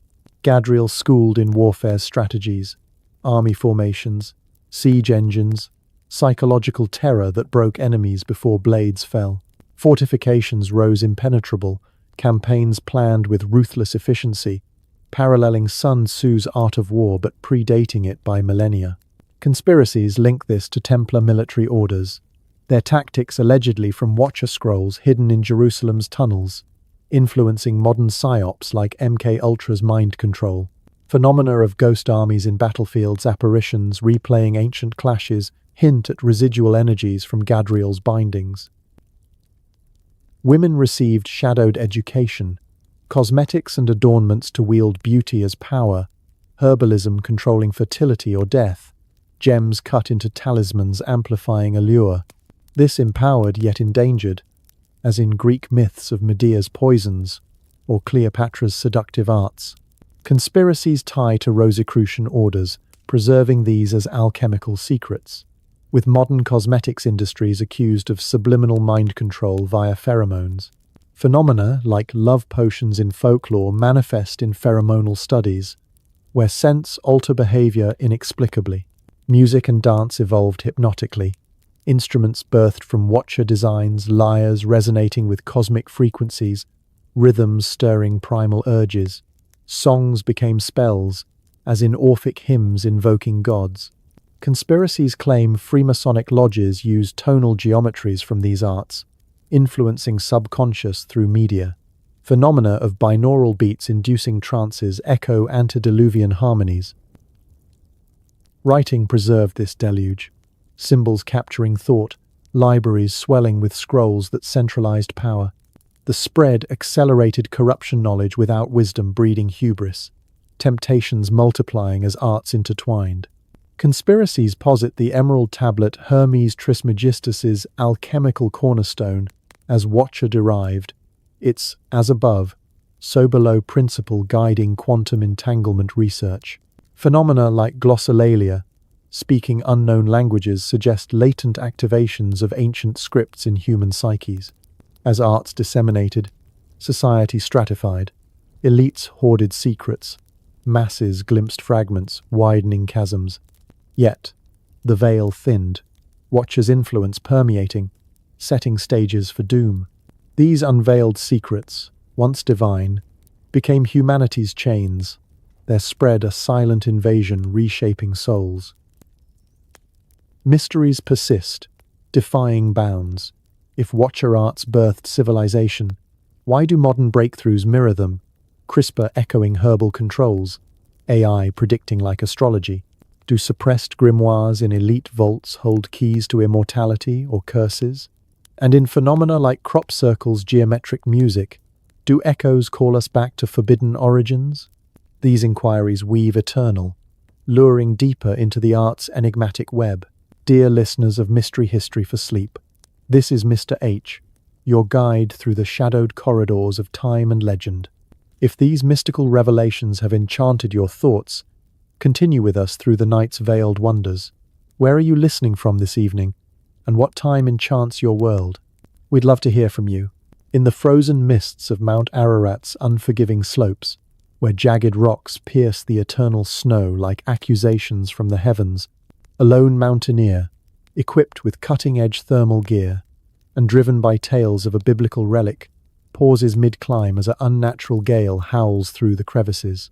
Suddenly, the ice cracks beneath his feet, not from avalanche but a resonant tremor that vibrates his bones, unveiling a cavern mouth sealed for millennia.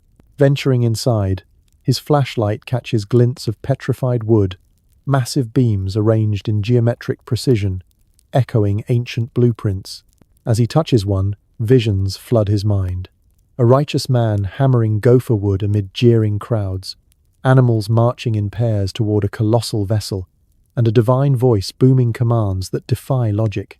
The wood pulses warmer, the cavern walls etching glowing runes of measurements 300 cubits long, 50 wide, 30 high before the vision shatters in a burst of frigid wind, sealing the entrance and leaving the mountaineer stranded, his GPS scrambling as if the mountain itself guards its secrets. Was this a hypothermic delusion, a holographic anomaly from buried tech, or a direct transmission from Noah's era, proving the Ark wasn't mere boat but a multi-dimensional sanctuary, its commission, a test of faith that resonates in unexplained disappearances on Ararat to this day? If such visions pierce the veil of time, what hidden mechanisms ensure the Ark's legacy remains obscured? And do they activate only for those whose faith mirrors Noah's unyielding resolve, beckoning us to question if similar commissions await in our age of impending cataclysms? These temporal tremors transport us to the pivotal moment of the Ark's commission, where Noah's unwavering faith stood as a beacon amid the swelling tide of mockery, transforming a divine mandate into a monument of endurance that bridged worlds on the brink of annihilation. In the twilight of the Antediluvian age, as corruption's shadows lengthened across the earth, Noah emerged as the unlikely fulcrum of salvation, a man of 600 years, his beard greyed by centuries of righteous living, his eyes holding the quiet depth of one who walked in communion with the Creator. The world around him had devolved into a cacophony of vice. Giants tyrannizing from opulent towers, humans entangled in Watcher, taught sorceries that twisted nature's laws, and the very air humming with omens of impending judgment. Plagues ravaged fields, unnatural storms lashed coasts, and prophetic whispers from seers like Enoch echoed warnings of waters that would swallow the corrupt. It was in this maelstrom of moral decay that the divine voice pierced Noah's solitude, not as thunder from the clouds, but as an intimate resonance within his spirit, filling his mind with crystalline clarity. "Build an ark." The command came, unyielding yet laced with compassion. "Gather the animals. Preserve your family. The end draws near." Noah stood transfixed, the weight of the directive settling like a mantle upon his shoulders. No vague prophecy this. Specifics unfolded in waves. Gopher wood for the frame, resilient and aromatic, symbolizing incorruptibility amid rot, pitch sealed inside and out. A barrier against the encroaching deluge, echoing ancient waterproofing techniques in Mesopotamian boat-building lore where bitumen-coated reed vessels for Euphrates voyages. The dimensions materialized with mathematical precision.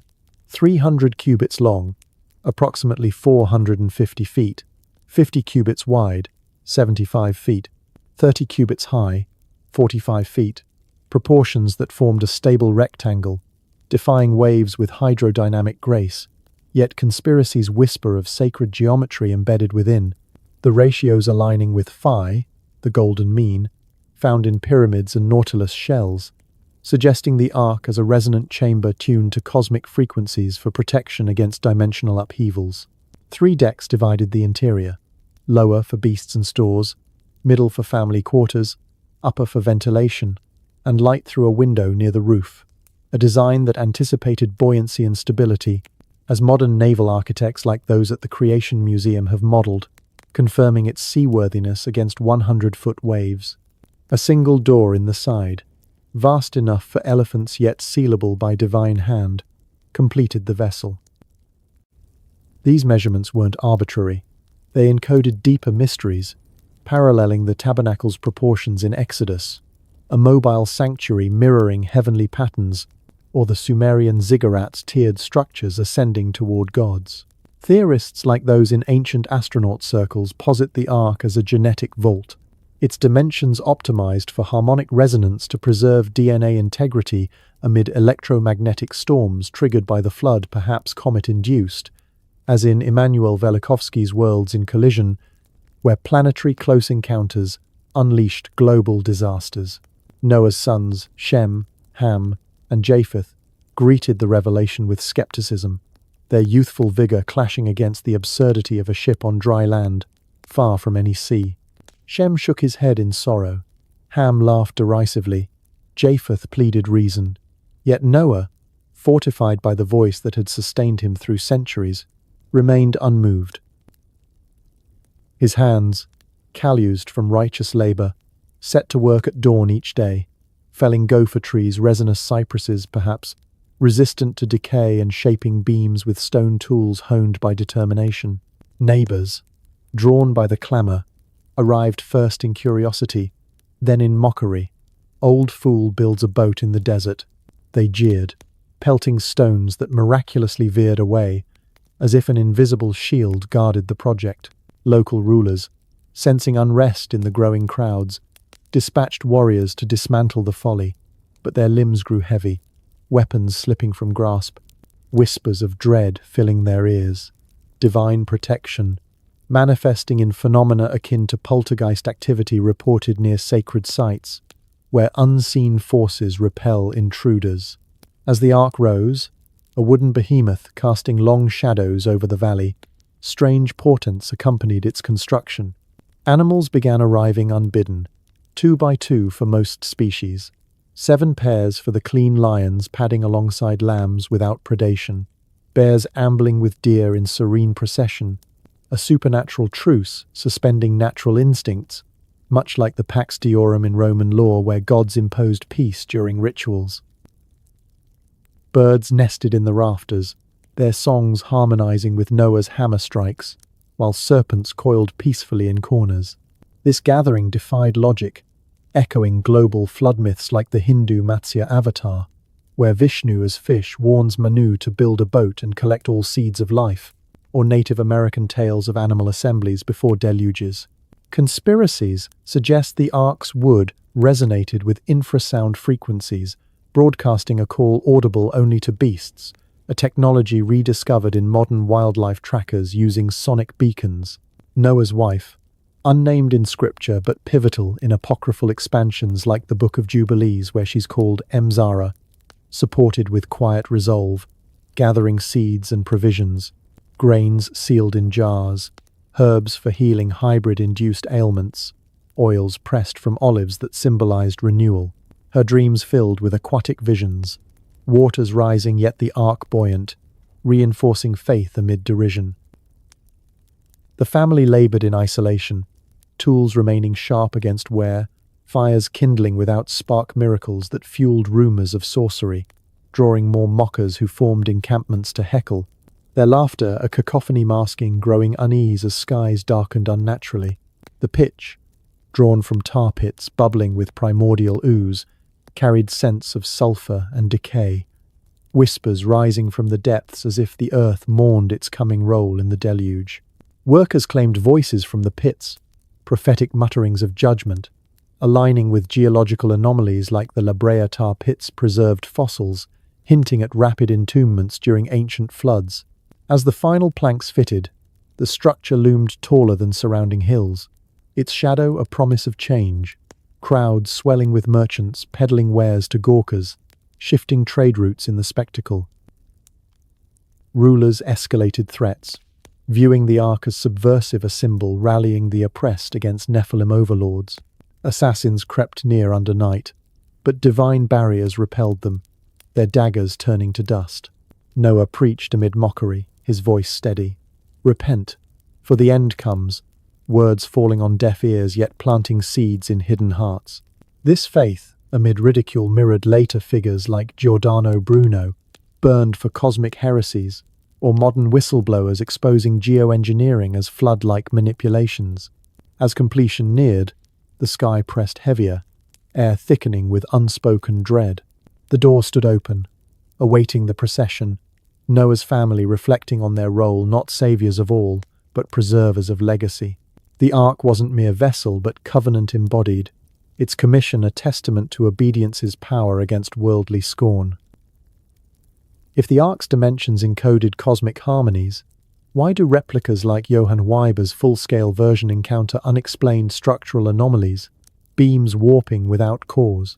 Do animal migrations today echo that supernatural call, as in mass strandings defying science? And in commissions amid mockery, does Noah's story forewarn our era's visionaries, silenced for challenging corrupt orders? These puzzles anchor us, urging contemplation of faith's quiet defiance. In the churning depths off Japan's Yonaguni Island, where the Pacific's currents whisper secrets of submerged epochs, a deep-sea submersible descends into the gloom, its lights piercing the turquoise veil to illuminate jagged stone terraces that rise like the ruins of a drowned metropolis. Suddenly, the ocean floor heaves not from tectonic shift, but a surging vortex that engulfs the craft, flooding its cameras with visions of Cataclysm, towering waves crashing over Antediluvian spires, giants clawing at the sky as waters swallow their screams, and entire continents fracturing under the fury of fountains erupting from the abyss. The submersible's pilot fights for control, instruments failing in electromagnetic chaos, only for the turmoil to subside, leaving behind a single, glowing artifact, a carved stone fragment etched with symbols matching global flood glyphs.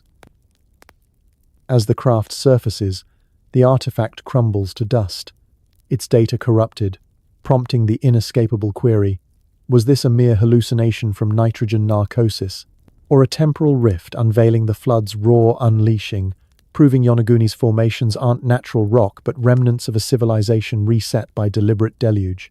If such visions breach the deep, what mechanisms suppress them, and do they guard evidence that the cataclysm was engineered by elites of old, a blueprint for modern resets lurking in climate agendas and underground bunkers, compelling us to ask if history's greatest erasure was not divine wrath, but a calculated purge whose echoes threaten our fragile present. These submerged spectres hurl us into the heart of Cataclysm unleashed, where the flood's fury erupted not as gradual inundation but as a global drowning that reshaped the planet in days of unrelenting apocalypse. The antediluvian world, bloated with corruption and Nephilim tyranny, teetered on oblivion's edge when the divine decree activated. Fountains of the great deep shattered open first, not with rain's gentle patter, but explosive geysers from subterranean reservoirs, waters trapped since creation's dawn boiling upward with scalding force. These weren't mere springs, they were primal arteries bursting, mountains splitting with roars louder than thunder, rivers reversing course, carving canyons in hours what erosion takes eons. The earth convulsed, its crust buckling under pressures that reshaped continents, erasing boundaries between land and sea, in a planetary upheaval that left scars still whispered in myths across every culture, from Mesopotamian tales of gods, flooding the earth to Hindu, legends of a sage surviving in a fish-guided boat. The rains commenced on the second day, not drizzles but torrential sheets plummeting like liquid hammers, each drop heavy enough to gouge furrows in soil, transforming landscapes into mudslides that entombed villages alive. For 40 days and nights, the heavens poured without cease, waters rising 15 cubits above the highest peaks, submerging mountains in a global ocean that knew no horizon. Giants, those colossal hybrids born of forbidden unions, rallied futile defenses. Kings summoned armies, shooting arrows into storm clouds, their roars defying the wind, but waves tall as their towers swept them under, their massive bodies floating like debris before sinking into abyssal graves. Cities fell in a symphony of ruin. Enoch's proud spires, built on blood and ambition, crumbled as foundations liquefied, streets flooding with screams of the trapped. Baalbek's megaliths, those unmovable trilithons, shifted like pebbles under seismic assault, their energy channels short-circuiting in sparks that ignited underwater fires. Göbekli Tepe's pillars, aligned with stars for prophecy, toppled into silt, burying carvings that might have warned of the deluge, their deliberate burial hinting at attempts to preserve secrets from the coming end. This wasn't chaos, but a calculated erasure, a baptism by immersion that targeted every trace of corruption. Temples that once channeled watcher energies became conduits for rushing torrents, their altars of sacrifice now watery graves. Libraries dissolved into pulp, scrolls of forbidden wisdom feeding algae, while sacred pools overflowed, drowning the chants of blood-soaked priests. Animals not aboard the ark swam desperately, birds exhausting wings on vanishing perches, fish invading fresh waters in chaotic migrations that rewrote ecosystems. Inside the ark, Noah's family endured the symphony of ending screams carried on winds, crashes of collapsing palaces, roars of drowning giants, their hands pressed over ears, unable to silence the world's death throes. The Nephilim kings, desperate to defy fate, built makeshift arks mimicking Noah's divine design, loading them with treasures and slaves. But these crude vessels splintered under the first waves, their hubris no match for the deluge's fury. Some giants, their massive lungs sustaining them longer, swam for days, clinging to debris, only to tire and sink, their legacies reduced to bones that would puzzle future excavators. The Watchers, chained in their abyssal prisons, watched their hybrid progeny perish, their forbidden arts drowned with them, the experiment of free will concluding in tears and salt water. This global drowning reshaped the earth itself. Continents shifted, oceans mingled salts. Sediments layered fossils in chaotic jumbles that would confound later generations. Underwater ruins, like those off Yonaguni's coast with their stepped pyramids, or the Cyclopean stones of Bimini Road, stand as silent witnesses, remnants of harbors or temples submerged in hours, their right angles and tool marks defying claims of natural formation.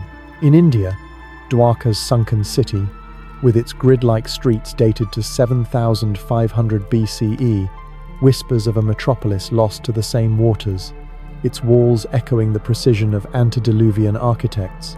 These sites, scattered across oceans, suggest a global civilization erased, their existence a challenge to mainstream histories that dismiss them as geological quirks or post-flood relics.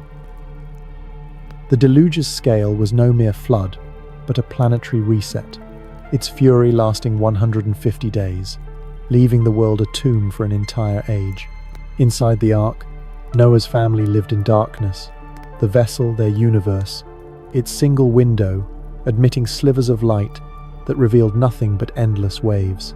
The animals, held in divine peace, coexisted without predation. Lions beside lambs, wolves curled with deer, a microcosm of Eden restored amid external ruin. The rhythmic creaking of wooden joints became their heartbeat, the ark a womb of gopher wood and pitch, floating on faith through a sea of judgment.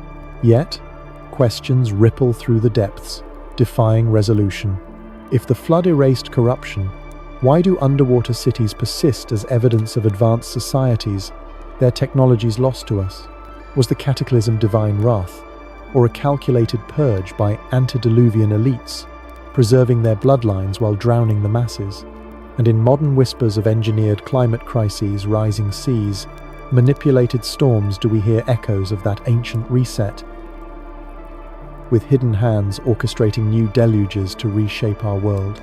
These enigmas surge like unquelled waves, luring us to ponder the flood's true architects and their lingering influence. In the mist-shrouded highlands of the Himalayas, where ancient monasteries cling to cliffs like forgotten sentinels, a reclusive explorer, guided by faded maps, etched with symbols of a post-deluge world, stumbles upon a hidden valley, untouched by modern footprints. As he crests a ridge, the air shimmers with an unnatural haze, and before him unfolds a landscape defying reason. Towering figures carved into living rock, their features elongated and fierce, guarding what appears to be a thriving enclave of colossal beings, humans scaled beyond normality, tending gardens that bloom with flora extinct elsewhere, their voices rumbling in a tongue that echoes Norse sagas and Celtic whispers. But as the explorer approaches, the figures dissolve into mirage, the valley reverting to barren stone, leaving only a single, oversized footprint imprinted in the soil, radiating faint warmth as if freshly made. The explorer retreats, maps crumbling to ash in his hands, haunted by the vision. Were these the illusions of altitude sickness, or glimpses of surviving giants, remnants of a reborn world hiding in Earth's remote folds, interbreeding with humanity to seed new nations whose bloodlines carry secrets of immortality and power? If such enclaves exist, shielded by veils of perception, what mechanisms, natural or arcane, conceal them? And do they watch our fractured societies, waiting to emerge and reclaim dominion in an age of genetic awakening, leaving us to ponder if the flood's rebirth was not a fresh start, but a seeding of ancient shadows that persist in our DNA and legends? These ethereal evaporations draw us into the dawn of rebirth and remnants, where the Ark's landfall heralded not just survival, but the fragile forging of new nations amid the echoes of surviving giants who eluded the deluge's grasp. As the waters receded after 150 days of dominion, the Ark, that floating bastion of life, settled gently upon Mount Ararat's rugged peaks, its hull groaning like a weary traveller finally at rest.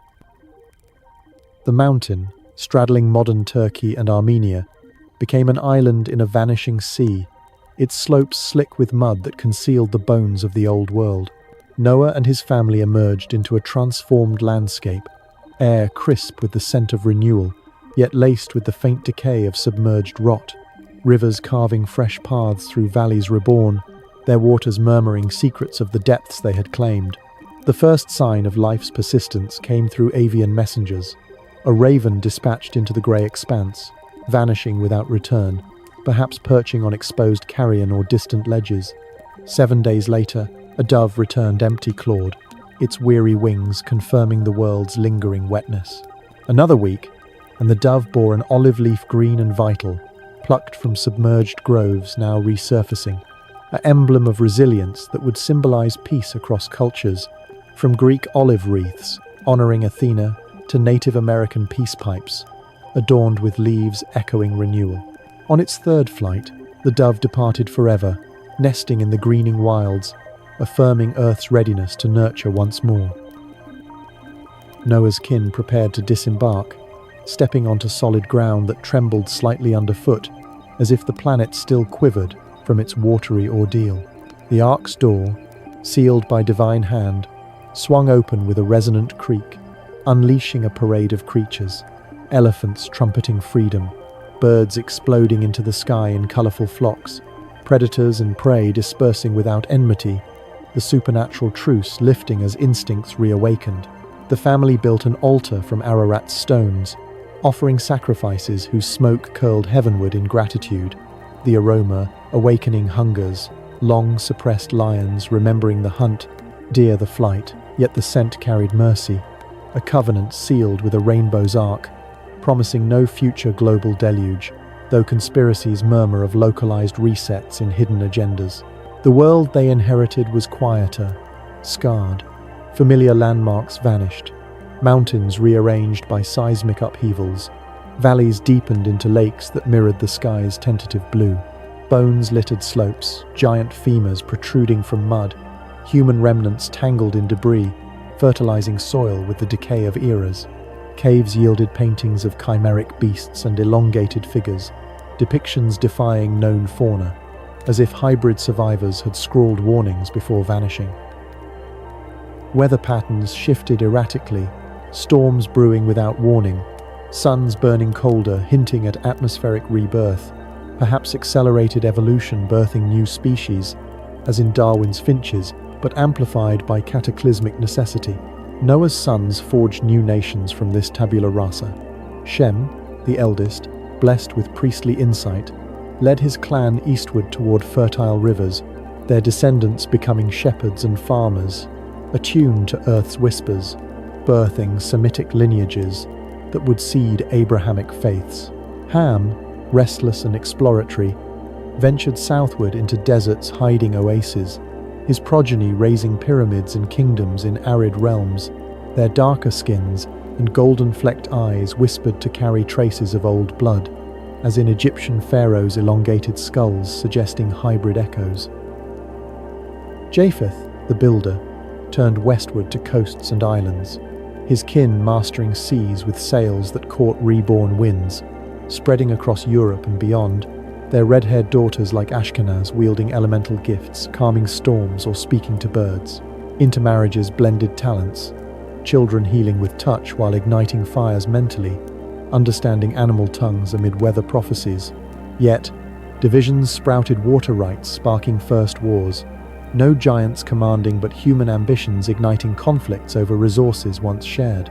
Languages fragmented, Shem's tongue evolving into Hebrew's sacred cadences, Ham's into Cushitic rhythms, Japheth's into Indo, European flows, the Babel confusion, perhaps a later echo but rooted here in dispersal's isolation.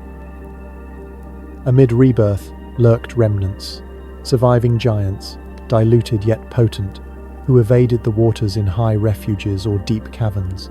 Og of Bashan, his iron bed, 9 cubits long, towered in legends, while Anakim terrified Joshua's spies. These weren't full Nephilim, but hybrids adapted sizes reduced to 15 feet, lifespans shortened, yet strength enduring. Conspiracies portray them as shapeshifters blending into societies, their 6-fingered hands gloved in secrecy, influencing as kings or smiths. Greek titans imprisoned in Tartarus but stirring earthquakes, Celtic Fomorians emerging from underground. After floods, these myths veil survivors, their blood in elongated Peruvian skulls or hobbit-like Flores skeletons, perhaps diluted hybrids choosing diminishment for concealment. Underground cities like Turkey's Derinkuyu, with doorways for taller frames, suggest refuges where giants waited out the waters, emerging to seed dynasties. Frost giants in Norse lore walked icy realms untouched by deluge, their footprints in eternal snow. Stonehenge's builders, lifting monoliths impossible for normals, echo their might, alignments with solstices, a remnant calendar. Conspiracies link them to secret societies, Templars discovering giant scrolls beneath Solomon's temple, transforming into bankers, wielding Watcher economics. Rosicrucians promising restoration of giant wisdom, their initiates in courts guiding history. These remnants rejected full heritage, using herbs for shrinkage, but reversions occurred, children growing unexpectedly tall, displaying strength that unnerved families. The Book of Enoch's 70 generations of Watcher punishment nears end, earthquakes their chains loosening. Underground bases in Lebanon hold oversized bones, proof suppressed to hide our hybrid past. New nations carried this duality, Shem's priestly purity clashing with Ham's exploratory temptations, Japheth's seafaring blending cultures yet sparking rivalries. Grandchildren dreamed of libraries and giants, racial memory awakening forbidden yearnings. Trade wove them, but competition bred war, the first over a valley's streams marking humanity's recurring fracture. Enigmas cascade eternal. If giants survived in hidden valleys, why do mirages guard them, or artifacts crumble at touch? Do their bloodlines in elites explain rare traits like Roch negative, or visions in remote monasteries? And in new nations' birth, does rebirth conceal remnants waiting to rise, their paths diverging yet converging toward another cataclysm? These whispers from Ararat's slopes linger, inviting us to trace our own divided rebirths. In the sterile glow of a clandestine Antarctic research station, where the ice hums with secrets older than humanity, a rogue scientist cloaked in thermal gear and driven by whispers of forbidden archives stands before a massive subterranean vault sealed with glyphs that pulse like a heartbeat beneath the frost. As she deciphers the symbols, remnants of a script predating Sumer, the vault trembles, emitting a low-frequency drone that resonates in her bones, unveiling visions in the crystalline air. Ancient watchers, their luminous forms chained in abyssal prisons, whispering through quantum relays to algorithms that now govern global networks. Nephilim descendants, their bloodlines masked in elite circles, orchestrating crises from shadowed boardrooms, and a digital sky flickering with constellations that map not stars, but portals to realms where the fallen await release. The vault seals shut, the visions collapse into static, and the scientists' data logs erase themselves, leaving only a chilling question. Was this a hallucination born of isolation, or undeniable proof that the legacy of the fallen thrives in our tech-driven world, their eternal echoes steering humanity toward a new cataclysm? If the Watcher's rebellion continues in Silicon and Gene, what hidden architects pull the strings of our reality, and do their plans culminate in enlightenment or annihilation, urging us to peer into the digital abyss and wonder if we are the creators or merely the code? These resonant enigmas propel us into the final chapter of our Antediluvian saga, where the echoes eternal weave the fallen legacy into the very sinews of modernity, not as faded relics but as vibrant forces pulsing through secret societies, technological leaps, and existential quests that mirror the ambitions of a world drowned long ago. The Watchers, those celestial rebels cast into the abyss, and their Nephilim progeny, whose hybrid might once ruled the earth, did not vanish with the flood's waters. Their knowledge, forbidden and potent, seeped through time, carried by survivors who guarded it in clandestine orders, transforming ancient arts into the pillars of our civilization, their influence lurking in every algorithm, genome, and starward dream. Secret societies stand as the first conduits of this legacy.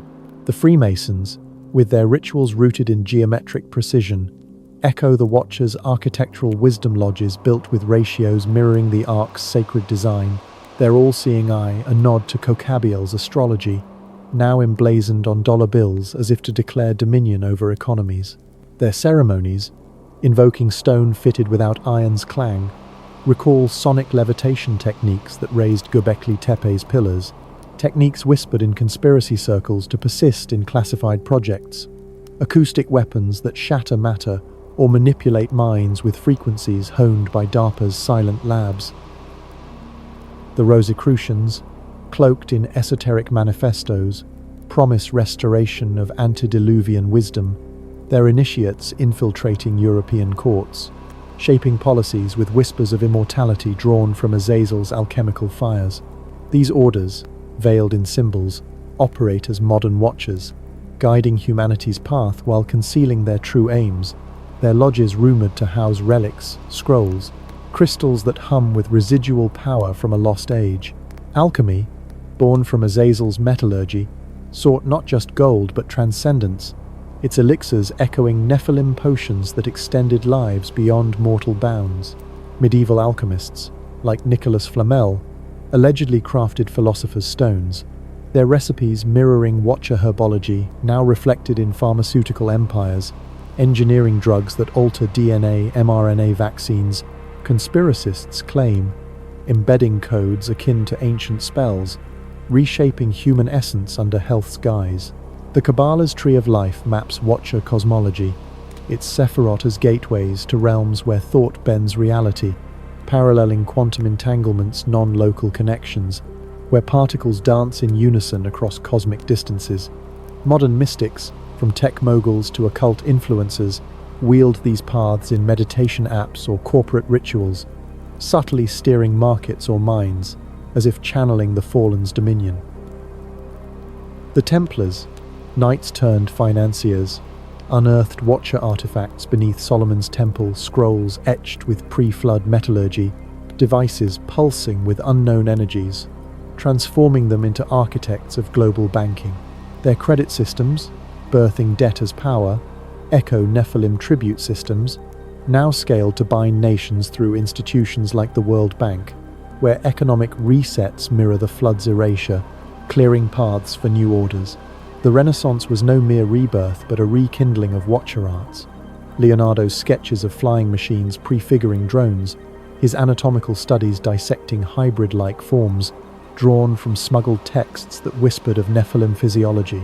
Explorers like Columbus chased not just gold but antediluvian echoes, Mexican pyramids rivaling Baalbek's scale, Easter Island's Moai bearing faces too vast for human sculptors, suggesting Watcher colonies that survived the deluge in remote havens. Science itself owes its spark to these shadows. Galileo's telescope unveiled celestial mechanics matching Kokabiel's star charts. Newton's laws harnessed forces once wielded in megalithic grids. The Enlightenment's occult undercurrents, the Golden Dawn, Ordo Templi Orientis, revived Watcher rituals, their sigils shaping modern logos, from tech giants to government seals, embedding subliminal power in everyday symbols. Technology fulfills the fallen's promises. Drones mimic angelic flight. Internet networks emulate Nephilim hive minds, linking consciousness instantly across continents. Genetic engineering resurrects hybrid vigor, CRISPR splicing species, creating chimeras for medicine or war, as in DARPA's biohybrid projects, blurring lines once crossed by Watchers. Space exploration, with rockets piercing heavens, seeks to escape Earth's judgment.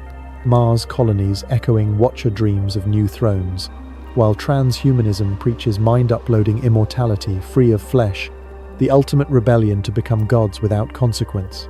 Yet, these advancements carry the old corruption. Knowledge without wisdom breeds chaos. Power without restraint spawns tyranny. The 70 generations of Watcher punishment, foretold in Enoch, near their end earthquakes rumble, volcanoes roar, as if chains loosen in the abyss. Giants, diluted yet potent, walk disguised among us, celebrities with uncanny charisma, leaders with disproportionate influence, their rush negative blood or elongated features hinting at ancient lineage. Nuclear arsenals could boil oceans, AI could deem humanity obsolete, climate shifts could flood coasts, tools of judgment now in mortal hands, arcs prepared in orbital stations or Antarctic bunkers for elite survivors, mirroring Noah's commission. Symbols whisper their legacy, pyramids on corporate logos, pentagrams in civic designs, the all-seeing eye watching from currency and screens.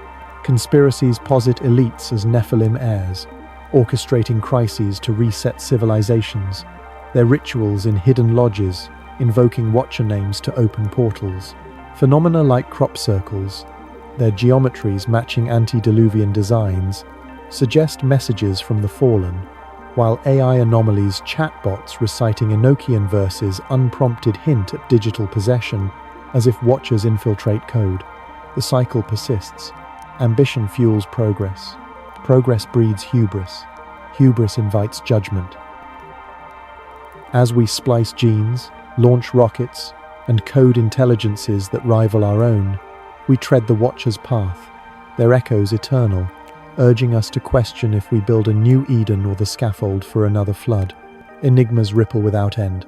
If the Fallen's legacy shapes our tools, do we wield them, or they us? Are secret societies guardians or architects of doom? And as prophecies align comets heralding, skies shifting does the Watcher's return loom, their rebellion reborn in our quest to transcend? These questions pulse like code in the night, daring us to see the Fallen in our mirrors. Good evening, dear listeners of Mystery History for Sleep. This is Mr. H, your guide through the shadowed corridors of time and legend. Tonight, we've woven the final threads with echoes eternal, Fallen legacy in modernity, concluding our epic retelling of the world before the flood. If these resonant mysteries have stirred your dreams, leave a like, share your thoughts below, and let us know where you're listening from and what time cradles your night. For more enigmatic tales to lull you into slumber, check the related videos on your end screen.